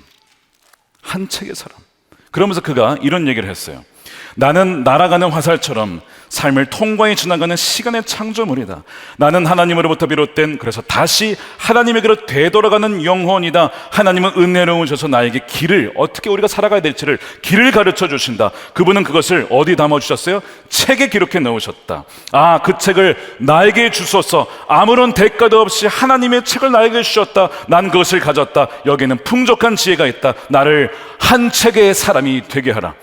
그 말씀에 목숨 건 한 사람을 통해서 영국이 바뀌고 미국이 바뀌고 지금 조선에까지 이르러서 오늘날까지 이런 거 아닙니까? 여러분, 한 책의 사람, 하나님 말씀에 경청하고 순종하는 그 한 사람이 되시기를 축복합니다. 여러분들이 바로 이 시대의 등불인 것입니다. 하나님은요 아무리 어두워도 주무시지 않습니다. 하나님은요 아무리 말씀이 희귀한 것 같아도 이 시대에 침묵하시지 않습니다. 계속해서 반복적으로 사람들을 부르시고 찾으신다는 거예요. 그때에 하나님, 희년이 여기 있습니다. 나를 사용해 주십시오 라고 믿음으로 반응하는 자들을 통해서 하나님의 역사는 반드시 이루어질 줄 믿습니다. 오늘 우리에게 주시는 하나님 말씀은 사무엘상 4장 1절로 22절까지 말씀입니다. 봉독은 1에서 2절, 8절에서 11절, 18절에서 22절만 하도록 하겠습니다. 사무엘이 말을 하면 온 이스라엘이 귀를 기울여 들었다. 그 무렵에 블레셋 사람이 이스라엘을 치려고 모여들었다. 이스라엘 사람은 블레셋 사람과 싸우려고 나가서 에베네셀에 진을 쳤고 블레셋 사람은 아벡에 진을 쳤다. 블레셋 사람이 전열을 갖추고 이스라엘 사람을 치자 치열한 싸움이 벌어졌다. 이스라엘은 이 싸움에서 블레셋에게 졌고 그 벌판에서 죽은 이스라엘 사람은 4,000명쯤 되었다. 우리에게 화가 미쳤는데 누가 저 강력한 신의 손에서 우리를 건질 수가 있겠느냐. 그 신들은 광야에서 온갖 재앙으로 이집트 사람을 쳐서 죽게 한 신들이다. 블레셋 사람들아, 대장부답게 힘을 내어라. 그렇지 않으면 히브리 사람이 우리의 종이 되었던 것처럼 우리가 그들의 종이 될 것이다. 너희는 대장부답게 나가서 싸워라. 그런 다음에 블레셋 사람이 전투에 임하니 이스라엘이 져서 제각기 자기 장막으로 달아났다. 이스라엘은 이때 아주 크게 져서 보병 3만 명이 죽었다. 하나님의 궤를 빼앗겼고 엘리의 두 아들 홈니와 비느하스도 이때 전사하였다. 그가 하나님의 궤에 대한 소식을 전할 때 엘리는 앉아있던 의자에서 뒤로 넘어져 문 곁으로 쓰러져서 목이 부러져 죽었다. 늙은 데다가 몸까지 무거웠기 때문이다. 그는 40해 동안 이스라엘의 사사로 있었다. 그때 엘리의 며느리인 비느하스의 아내는 임신 중이었으며 출산할 때가 가까웠는데 하나님의 궤를 빼앗겼고 자기의 시아버지와 남편도 죽었다는 소식을 듣자 갑자기 진통이 일어나 구부리고 앉은 채 몸을 풀었다. 그러다가 그는 거의 죽게 되었다. 그때 곁에 서 있던 여인들이 아들을 낳았으니 걱정하지 말아요 하고 말해주었다. 그러나 산모는 대답도 없고 관심도 보이지 않다가 그 아이의 이름을 이가봇이라고 지어주며 이스라엘에서 영광이 떠났다 하는 말만을 남겼다. 하나님의 궤를 빼앗긴 데다가 시아버지도 죽고 남편도 죽었기 때문이었다. 거기에다가 하나님의 궤까지 빼앗겼기 때문에 이스라엘에서 영광이 떠났다고 말했던 것이다. 사무엘상 하나님 마음에 맞는 사람 6번째 시간입니다. 이가봇에서 임마누엘로라는 제목의 말씀을 나누겠습니다.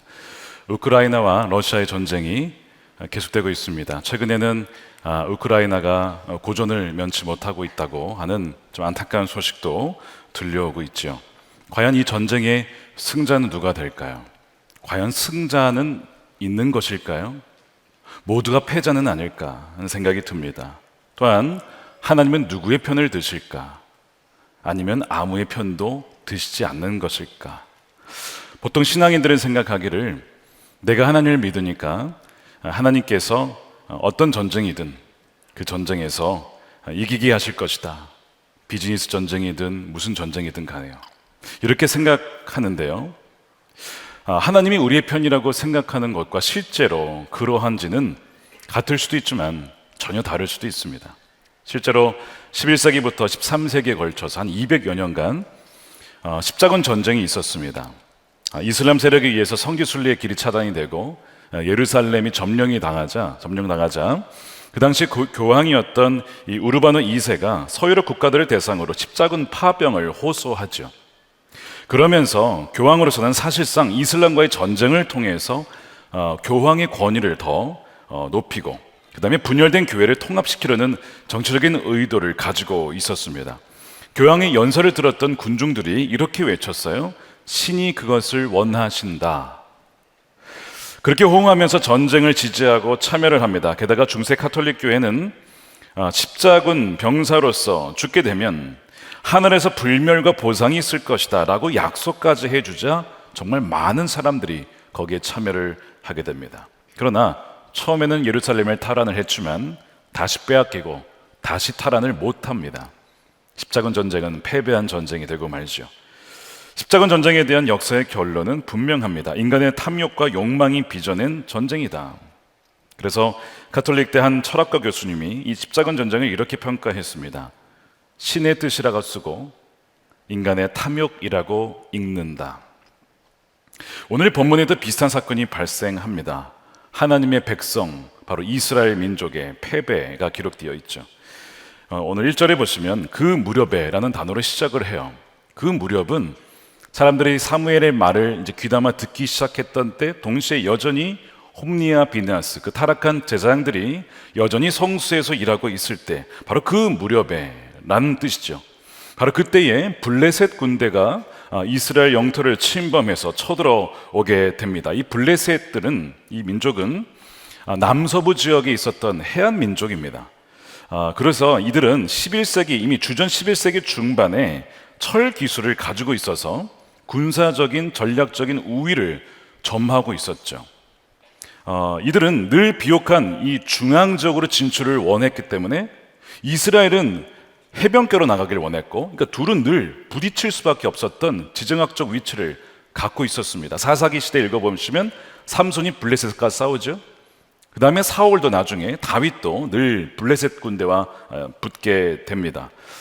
이 블레셋이 쳐들어오자 이스라엘 사람들도 맞서러 에베네셀이라는 곳에 가서 진을 칩니다. 치열한 전쟁이 있었어요. 그러나 이스라엘군이 패배합니다. 어디서요? 에베네셀에서 패배를 합니다. 결과는 블레셋의 승리였어요. 그날 이스라엘 사람들이요 3,000명이나 죽습니다. 4,000명이나 죽습니다. 많은 숫자가 죽게 되는 것이죠. 큰 패배를 경험해요. 이스라엘의 패잔병들이 이 진영으로 돌아오자 이스라엘의 리더십이었던 장로들이 모여서 충격을 받고 도대체 우리가 왜 진 것이냐, 문제의 원인을 진단한 다음에 그 다음에 해결책까지 제시를 합니다. 3절에 보시면 주님께서 오늘 우리가 블레셋 사람에게 지도록 하신 까닭이 무엇이겠느냐, 실로에 가서 주님의 언약궤를 우리에게로 모셔다가 한가운데 있게 하자. 그래서 원수의 손에서 구하도록 하자. 진 이유를 이렇게 본 거예요. 하나님의 임재의 상징인 언약궤를 가지고 가지 않아서 전쟁에 졌다. 그러므로 언약궤를 가지고 오면 우리가 다시 전쟁에서 이길 수 있다라고 본 겁니다. 여러분, 언약궤가 무엇이죠? 사진에 띄워보시면 언약궤는 조각목으로 지어진 나무 상자인데 겉으로는 금으로 이렇게 쌓여져 있습니다. 위에는 천사 둘이 이렇게 엎드리고 있는 모양이 있죠. 마주보고. 저 안에 뭐가 있냐면 바로 하나님의 말씀인 십계명 돌판이 들어가 있고, 그 다음에 아론의 쌍난 지팡이, 기적과 권위의 상징입니다. 또한 거기에는 만나가 담긴 항아리가 담겨 있어요. 바로 하나님 말씀이란 뜻이죠. 생명의 떡입니다. 그러니까 저것은 바로 하나님의 임재를 가시적으로 보여주는 하나의 상징이 언약궤라는 것이죠. 언약궤를 가져오면 원수와의 전쟁에서 이길 것이라 생각하는 것은 단지 그것만은 아니고 과거에 그런 사례들이 있었기 때문입니다. 가까이는 여호수아서에 보게 되면 여리고성을 함락할 때 여러분 기억나십니까? 어떻게 하죠? 그들이 그냥 성 주위를 돕니다. 한 바퀴, 두 바퀴, 나중에 13바퀴를 돌자 그냥 성이 무너지고 함락을 시켜요. 근데 그때 제사장들이 앞장을 섰고 그 뒤에 바로 언약궤가 따라갑니다. 그러니까 언약궤가 그 성을 돈 것이죠. 그래서 그 전쟁에서 정말 한 명 죽지 않고 그 성을 함락했던 과거의 역사 기록이 있었던 겁니다. 그래서 이 이스라엘의 장로들은 우리가 언약궤를 가져가면 전쟁에서 이길 거야, 그렇게 결론을 내린 것이죠. 그러나 여러분, 오판이었습니다. 항상 문제의 원인이 무엇인지를 정확히 진단해야 바른 해결책을 찾을 수가 있습니다. 이들이 진 것은 언약궤 때문에 진 게 아닙니다. 그것이 없어서 진 게 아니고 이 홈니와 비느하스, 그리고 이 하나님보다 자녀들을 더 사랑했던 누구요?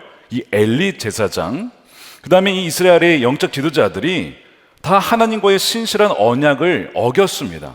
언약이라는 것은 하나님을 사랑해라, 그럼 내가 너희를 사랑하고 너희를 지켜줄 거야, 이 상호 서로 섬겨주겠다, 사랑하겠다라는 언약 관계가 깨어진 것입니다. 그래서 지도자들이 탐욕스러웠어요. 하나님으로 만족하지 못하고 다른 것을 사랑했습니다. 우상을 사랑했습니다. 하나님을 알지 못했습니다. 그래서 이 전쟁에서 패배했을 때 이들이 했었어야 되는 것은, 하나님 왜 우리가 지게 되었습니까? 도대체 패배의 원인이 무엇입니까? 우리가 불순종한 것이 무엇입니까? 이렇게 물었어야 했습니다. 적어도 사무엘을 찾아가서, 하나님 말씀하시는 사무엘을 찾아가서 이 문제의 원인이 무엇인지를 물었어야 됐는데, 이 모든 과정을 다 생략을 하고 그냥 언약궤를 가져오자, 그냥 언약궤를 마치 뭐처럼? 부적처럼 쓰려고 했던 것이죠. 그것은 마치 십자가 전쟁에서 뭘 앞세우면 이길 것이다 생각했을까요? 그들이 십자가를 앞세우면 우리가 이길 거야, 그렇게 나갔다가 다 지는 거예요. 왜요? 십자가를 마치 부적처럼 쓴 것입니다. 그거와 큰 차이가 없는 거예요. 그건 마치 또한 부정직하게 내가 사업을 운영하더라도 오피스에 성경 구절이 담긴 액자를 걸거나 십자가를 달아놓으면 하나님께서 지켜주시고 성공하게 해주시겠지 생각하는 것과 굉장히 흡사합니다. 그것은 또한 운전을 할 때에 차에 십자가가 있을 수 있죠. 우리가 늘 주님을 주목하기 위해서 십자가가 있을 수 있는데, 십자가를 걸어놓고 신호와 차선을 무시하고 속도를 무시하고 내 마음대로 운전해도 지켜주시겠지 생각하는 것과 굉장히 비슷하죠. 이것은 여러분 믿음이 아니고 미신입니다. 미신적 신앙이에요. 그러니까 지금 이스라엘 백성들이 미신적 신앙을 갖고 있었어요. 언약궤만 있으면 이긴다, 하나님께 대한 순종도 없이 경외심도 없이 그렇게 믿었던 것입니다. 어떻게 이런 미숙한 결정을 내렸을까? 사람이 패배를 당하면 당황스러워서 그것을 극복하고자, 그것을 뒤집고자 제대로 그 판단 능력을 상실하게 됩니다. 그러면서 승리에 집착을 하게 되죠. 우리는 승리해야 돼, 승리할 수 있어, 그런 식으로 승리는 우리 것이다 외치다가 어느덧 하나님의 뜻은 무엇인지 온데간데 사라지고 나중에 뭐만 남냐면 우리의 승리만 남아요. 3절을 보시게 되면 이들이 얼마나 우리 하는지 모릅니다. 자, 3절에 주님께서 오늘 우리가 지도록 하시는 이유가 무엇일까? 실로에 가서 주님의 언약궤를 우리에게를 모셔다가 우리 한가운데 있게 하여 우리를 원수의 손에서 구하여 주시도록 하자. 주도권이 하나님께 있는 것이 아니고 우리가 주도권을 갖고 하나님을 데려다가 쓰는 모양입니다. 그러니까 지금 이들은 하나님과의 살아있는 관계는 사라지고 하나님에 대한 경외심은 사라지고 하나님이 주시는 유익과 혜택만 누리려 하는 것이죠. 하나님을 사랑하기보다 하나님을 사용하려 하고 하나님을 이용하려 하는 것이 이 이스라엘 지도자들의 영적인 상태였다는 거예요. 이런 상태라면 아무리 언약궤가 100개 1000개라도 여러분 백전백패할 수밖에 없는 것입니다. 두려운 것은 이 모습이 우리의 모습, 우리 안에도 이러한 모습이 있을 수 있다는 것이 참 두려운 일입니다. 우리가 비즈니스를 할 때 무슨 일을 할 때에 하나님의 뜻이 무엇일까를 찾고 구해야 되잖아요. 하나님께서 너가 거룩해야 된다, 너가 세상과 똑같이 살아서는 안 된다, 정직해야 된다, 베풀어야 된다, 용서해야 된다, 근면하게 해야 된다, 씨를 뿌려라. 그런 식으로 하나님의 뜻을 구하기보다는 어떻게 하면 우리가 경쟁 업체를 이기고 승리할 수 있을까? 어떻게 하면 우리가 성장할 수 있을까? 우리가 어떻게 하면 기득권을 유지할 수 있을까? 우리가 하나님을 두려워하는, 경외하는 마음, 그것이 사라지고 또한 날마다 말씀과 기도로 주님의 그 안에 거하지 아니하면 이렇게 변하는 것은요, 한순간이고 내가 변한 줄도 모른 채 그렇게 살아갈 수도 있어요. 이스라엘이 있게 된 지는 꽤 오래되었습니다. 4사기 시대, 자기의 소견에 옳은 대로 수십 년을 살아왔기 때문에 그렇습니다. 그래서 하나님이 패배하게 하시는 거예요. 아무도 이들에 대해서 말을 못해요. 이스라엘의 장로들이 최고 리더십 아닙니까? 누가 그들에게 뭐라 하겠어요? 하나님만 말하실 수 있는데 하나님은 침묵을 지키십니다. 결국 언약궤가 실로에 들어와요. 그래서 성소에서 오는데 누가 같이 오냐면 홈리와 비느하스가 같이 언약궤에 옵니다. 뭔가 여러분 불길하지 않습니까? 이미 홈리와 비느하스는 심판이 예언되었어요. 그렇죠? 예전에 무명의 선지자를 통해서 홈리와 비느하스에게는 심판이 예고되어 있었기 때문에 사실은 좋지 않은 조짐인데 언약궤가 어쨌든 들어오니까 막 사람들이 환호성을 칩니다. 사람들도 다 좋아한 어떤 방법이었다는 것이죠. 지도자들의 결정이 대중적인 지지를 받았다는 뜻입니다. 이 언약궤가 들어오자 사람들이 환호성을 치자 이 소리가 이 블레셋 진영에까지 소리가 들려요.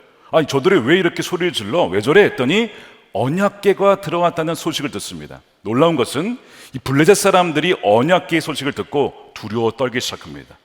예전에 애굽에서 그의 신이 어떻게 했는지를 다 알고 있어요. 광야에서 그 신이 이들을 어떻게 인도했는지를 다 알고 있습니다. 그러니까 언약궤가 왔다니까 지금 이 블레셋 사람들이 두려워 떱니다. 여러분, 블레셋 사람들이 더 믿음이 좋아. 언약궤가 왔다는 사실에 자기는 하나님을 두려워하고 있어. 이스라엘 백성들 하나님을 두려워하지 않는데 블레셋 사람들은 두려워하고 있더라는 거예요. 근데 그러다가 누군가가 소리를 치는 거예요. 대장부답게 힘을 내어 나가 싸우라. 그렇지 않으면 우리가 저들의 종이 될 텐데 어떻게 할 거냐 그랬더니 그렇게 될 수는 없죠. 그러더니 막 싸우자. 갑자기 분위기가 180도 바뀌더니 이스라엘을 공격하러 쫙 다시 갑니다. 싸우는데 어떻게 될 거예요 이번에? 다시 블레셋의 압승이에요. 이때는요 이스라엘이 무려 보병 3만 명이 죽습니다. 더 충격적인 것 11절에 하나님의 궤를 빼앗깁니다. 이 모세가 받았던 십계명 잃어버려요. 지팡이 잃어버려요. 그것을 다 빼앗깁니다. 게다가 엘리의 두 아들 홈니와 비느하스도 그 예언대로 이때 전사합니다. 하나님에 대한 경외함 없이 종교의 형식과 껍데기만 남은 상태에서 언약궤를 부적처럼 사용한 미신적 신앙에 채웁니다. 마치 십계명을 그 자체로 그 말씀을 읽고 순종하려 그 말씀을 보는 것이 아니라 마치 그것이 부적처럼 우리가 그냥 성경을 들고만 있으면 뭔가 하나님께서 내게 복을 주시겠지라는 미신적 신앙의 결과가 바로 이 패배였다는 것이죠. 이들은 언약궤를 가져올 것이 아니라 회개했어야 됐습니다. 그 말씀 앞에 엎드렸어야 됩니다. 하나님을 자신의 승리와 성공의 수단으로 이들은 그러나 삼으려 했다는 것. 여러분, 우상 숭배가 무엇입니까? 자신들의 유익을 위해서 하나님을 도구화하는 것. 이것이 우상 숭배의 본질입니다. 이러한 세속적이고도 기복적인 신앙이 이 사사기 시대의 특징이었는데 불편한 게 무엇이냐면 이 말씀을 묵상할수록 오늘날 이것이 현대교회 또한 우리의 모습과 과연 얼마나 다른가? 그렇습니까? 너무나 흡사한 부분이 있지 않습니까? 세속 도시에서 살아가는 현대인들의 신앙도 하나님과 종교가 단지 세속적인 신앙에서 어떻게 하면 이길 수 있을까? 어떻게 하면 유명해질 수 있을까? 어떻게 하면 내가 승리할 수 있을까? 그래서 그 종교와 그 신앙을 도구화시켜가는 것으로 변질되어 가는 것은 아닌가를 우리는 돌아봐야 돼요.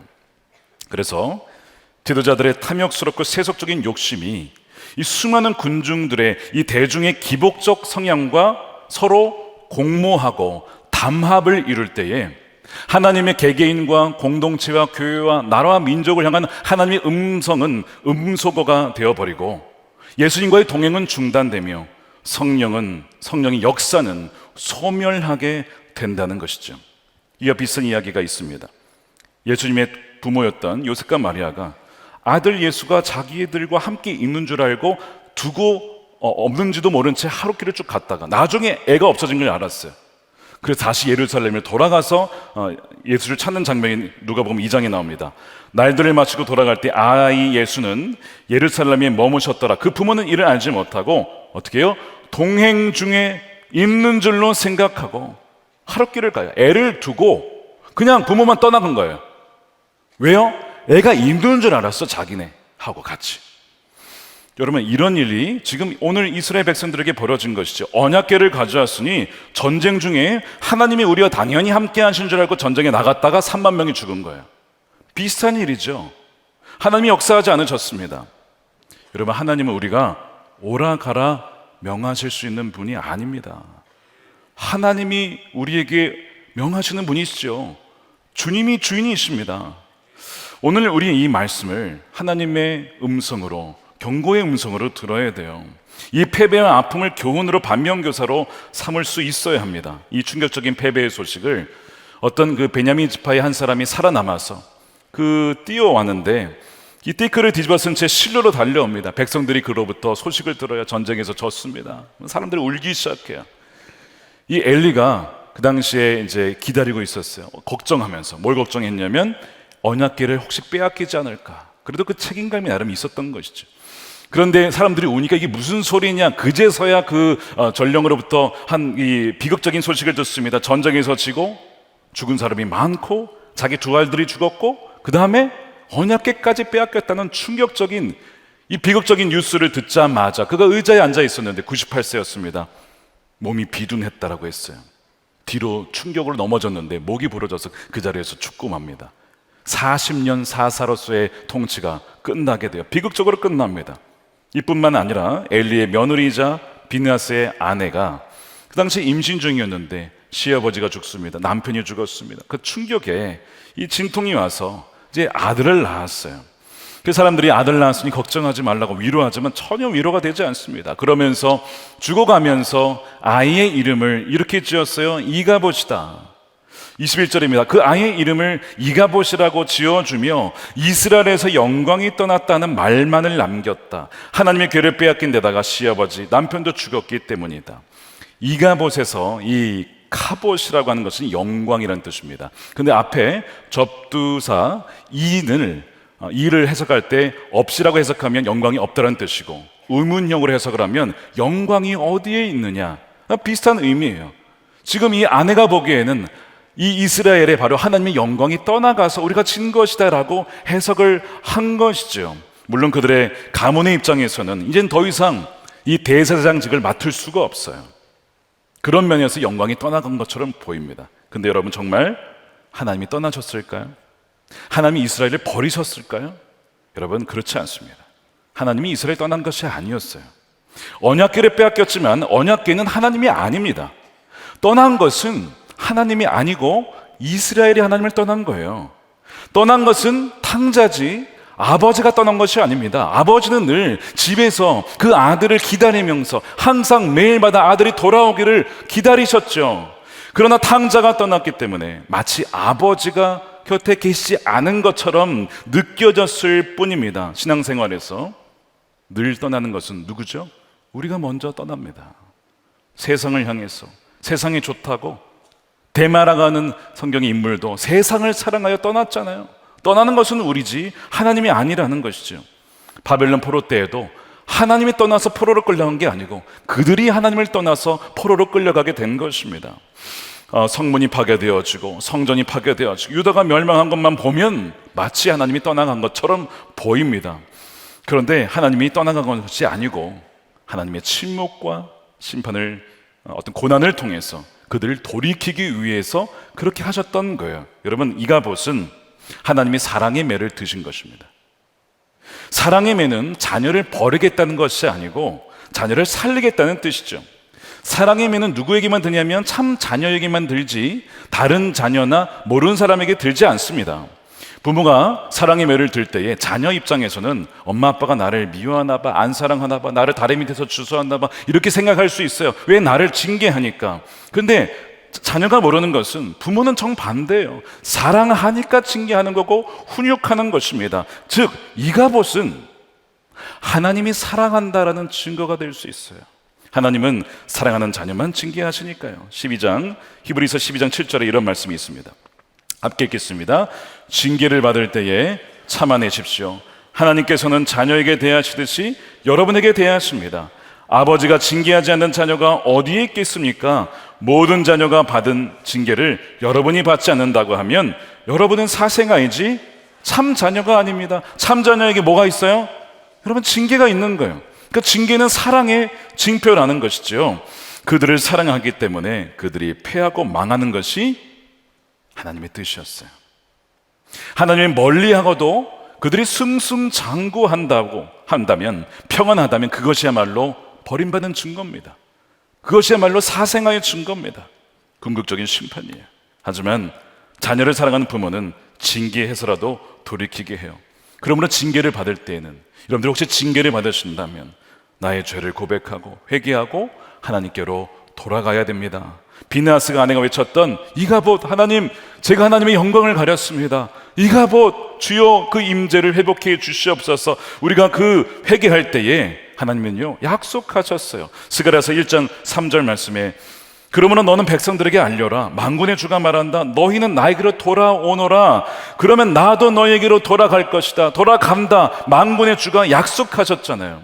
오늘 이 자리에 혹시 마음으로부터 주님으로부터 멀어졌던 자가 있다면 하나님께 돌아가십시오. 그러면 하나님이 여러분들에게 찾아오실 것입니다. 이것이 약속의 말씀이에요. 여러분 기억하십시오. 하나님은 저와 여러분을 떠나실 수 없고 버리실 수 없습니다. 하나님은 죄 많은 우리를 결코 떠나지 않으시기 위해 하신 일이 있었기 때문에 그래요. 그게 뭔지 아십니까? 한 아기를 우리에게 주셨잖아요. 한 아기를. 오늘 이가봇이라는 아기를 주셨는데 하나님이 궁극적으로 한 아기를 주셨는데 그 이름이 뭐죠? 임마누엘입니다. 임마누엘의 뜻은 하나님이 우리와 함께 하신다. 그분의 이름이 우리와 함께 하신다는 하나님이십니다. 그래서 하나님은 우리가 하나님을 떠난 반역죄, 내 마음대로 살고자 했던 그 반역죄를 우리에게 지을 것이 아니라 그 아기, 어린 양이신 예수 그리스도에게 그 죄를 다 지우게 하십니다. 그래서 우리가 사실은 받아야 될 버림받음의 죄, 이 죄값을 예수님이 받게 하시죠. 하나님이 예수님을 버리신 거 아시죠? 이 무슨 말이냐고요? 제가 말씀드릴게요. 아마 아실 겁니다. 마태복음 27장 46절입니다. 3시쯤에 예수께서 큰 소리로 부르짖어 말씀하셨다. 엘리 엘리 라마 사막다니, 이것은 나의 하나님 어찌하여 나를 버리셨나이까. 하나님의 아들을 쳐다보지도 않으셨어요. 그 십자가에서 죽으실 때 버리신 겁니다. 근데 이 버리심이 원래 누가 받아야 될 버리심이에요? 우리가 받아야 될 버리심을 하나님 우리를 너무 사랑하시니까. 그런데 그 죄는 처리해야 되니까 누구에게 지으신 거라고요? 예수님께 지어서 그가 버림받음으로 우리는 주의 자녀가 된 거예요. 우리를 떠나시지 않겠다고 그의 이름을 임마누엘이라고 하셨어요. 바로 이것 때문에 하나님은 우리를 떠나지 않으신다고 하는 분명한 약속입니다. 우리의 죄와 마귀는요, 계속해서 이가봇 영광이 떠나갔다 조롱하며 우리의 삶을 보면서 조롱하고 막 욕할 것입니다. 정죄할 것입니다. 그런데 십자가의 은혜는 뭐라고 하냐면 임마누엘, 하나님이 영원히 우리와 함께 하신다라고 응답한다는 사실, 이것을 믿으신 여러분 되시길 축복합니다. 하나님이 결코 우리를 떠나실 수 없기 때문에 이 십자가에서 놀라운 사건이 일어나는 것이죠. 그러므로 오직 십자가의 그리스도 안에서 우리는 이 이가봇을 임마누엘이라 읽을 수 있습니다. 십자가는 이가봇이 변하여 임마누엘로 반전된 구원과 회복의 사건이기 때문에 그렇습니다. 제자들은 예수님이 잡히시고 죽으실 때에 그 장면을 보면서 이렇게 얘기했을 거예요. 어쩌면 이가봇, 하나님의 영광이 떠나갔다, 영광이 어디에 있느냐, 이렇게 얘기했을 거라고요. 어떻게 하나님의 아들이 죽으실 수가 있어. 그때 하나님의 영광이 사라진 것처럼 보였어요. 실제 12시부터 3시까지 어둠이 완전히 땅을 덮었습니다. 예수님이 돌아가시자 땅이 흔들리고 바위가 갈라졌습니다. 정말 이가봇처럼 느껴졌어요. 그런데 그날과 같이 영광스러운 날은 없었지요. 왜죠? 우리의 모든 죄를 예수님께서 다 지시고 완전히 사해 주신 날이니까. 그 이가봇처럼 느껴지는 그날이 가장 영광스러운 날, 하나님이 우리와 함께 하시겠다고 한 날, 바로 그날이 바로 십자가에서 주님이 죽으신 날이었습니다. 그래서 누구든지 이제는 그를 믿는 자마다 어떻게 해요? 멸망치 않고 영원한 생명을 주신다는 것이죠. 요한복음 10장 말씀을 함께 읽을게요. 시작. 나는 그들에게 영생을 준다. 그들은 영원토록 멸망하지 아니할 것이요 또 아무도 그들을 내 손에서 빼앗아가지 못할 것이라. 아멘이죠. 빼앗아가지 못한다는 것입니다. 그러므로 십자가 안에서 보면 이 이가봇의 외침은 비극적인 소식인데 동시에 좋은 소식이에요. 엘리의 가문의 입장에서는 촛대가 옮겨졌기 때문에 이건 비극적인 소식이지만 이스라엘 전체적으로 보면 이것은 여러분 기쁜 소식입니다. 타락한 제사장들이 이제는 물러나고 사무엘과 같은 주의 정결한 제사장이 세워져서 이스라엘이 전체적으로 하나님께 돌아오게 되는 계기가 됐으니까 이거는 비극적인 사실인데 사실은 좋은 소식이에요. 이거는 기쁜 소식입니다. 그래서 17절에 보게 되면 이 소식을 전하는 사람이라는 표현이 나오는데 읽어보시면 원래 이것이 히브리어의 의미는 기쁜 소식을 전하는 사람이라는 뜻입니다. 근데 그 사람이 뭘 들고 왔어요? 나쁜 소식을 들고 왔죠. 근데 그것이 나쁜 소식이었습니까? 아니요. 그건 기쁜 소식이었어요. 한편으로는. 이게 무슨 얘기냐면 바로 십자가 안에서 이가봇은 절망의 소식처럼 보이지만 사실은 임마누엘, 하나님이 우리를 버리지 않으셨다, 포기하지 않으셨다라는 기쁜 소식이 된다는 뜻입니다.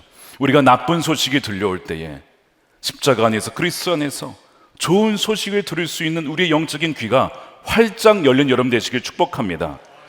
2002년 월드컵 4강의 주역이었던 이영표 선수, 굉장한 믿음의 신앙인이신데 예전에 이런 인터뷰 간증을 한 적이 있습니다. 이런 질문을 받았어요. 시합 전에 어떤 기도를 하십니까? 아무래도 경기에 지면, 칠 때도 있죠. 경기에 지면 한동안 힘이 들 텐데 경기 결과에 상관없이 컨디션을 유지할 수 있는 어떤 그런 비법이 있으신가요? 라고 했을 때 그의 대답이 이러했습니다. 잘 들어보세요. 하나님은 패배가 필요할 때는 패배를 주시고 승리가 필요할 때는 승리를 주시는 분이라고 생각합니다. 오늘 패배한 사람이 내일 승리할 수도 있고 오늘 승리한 사람이 내일 패배할 수도 있는 것이죠. 승리와 패배는 전혀 다른 의미 같지만 다른 단어가 아니라 어쩌면 같은 단어일 수 있습니다. 하나님은 우리에게 가장 좋은 것을 주시기 원하시는데 어떤 사람에겐 현재 성공을 주는 것이 그것이 좋은 것이고 어떤 사람에겐 지금의 실패, 패배가 좋은 것일 수 있을 겁니다. 그러니 우리의 눈에는 완전히 달라 보여도 하나님의 눈에는 성공이나 실패나 사실 같은 것 아닐까요?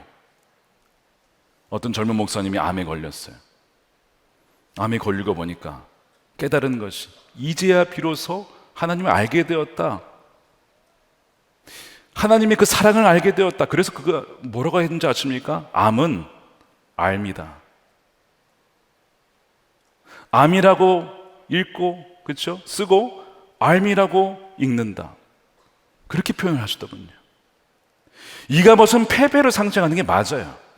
수치스러운 패배입니다. 그런데 이스라엘은 그 패배 때문에 하나님께 돌아옵니다.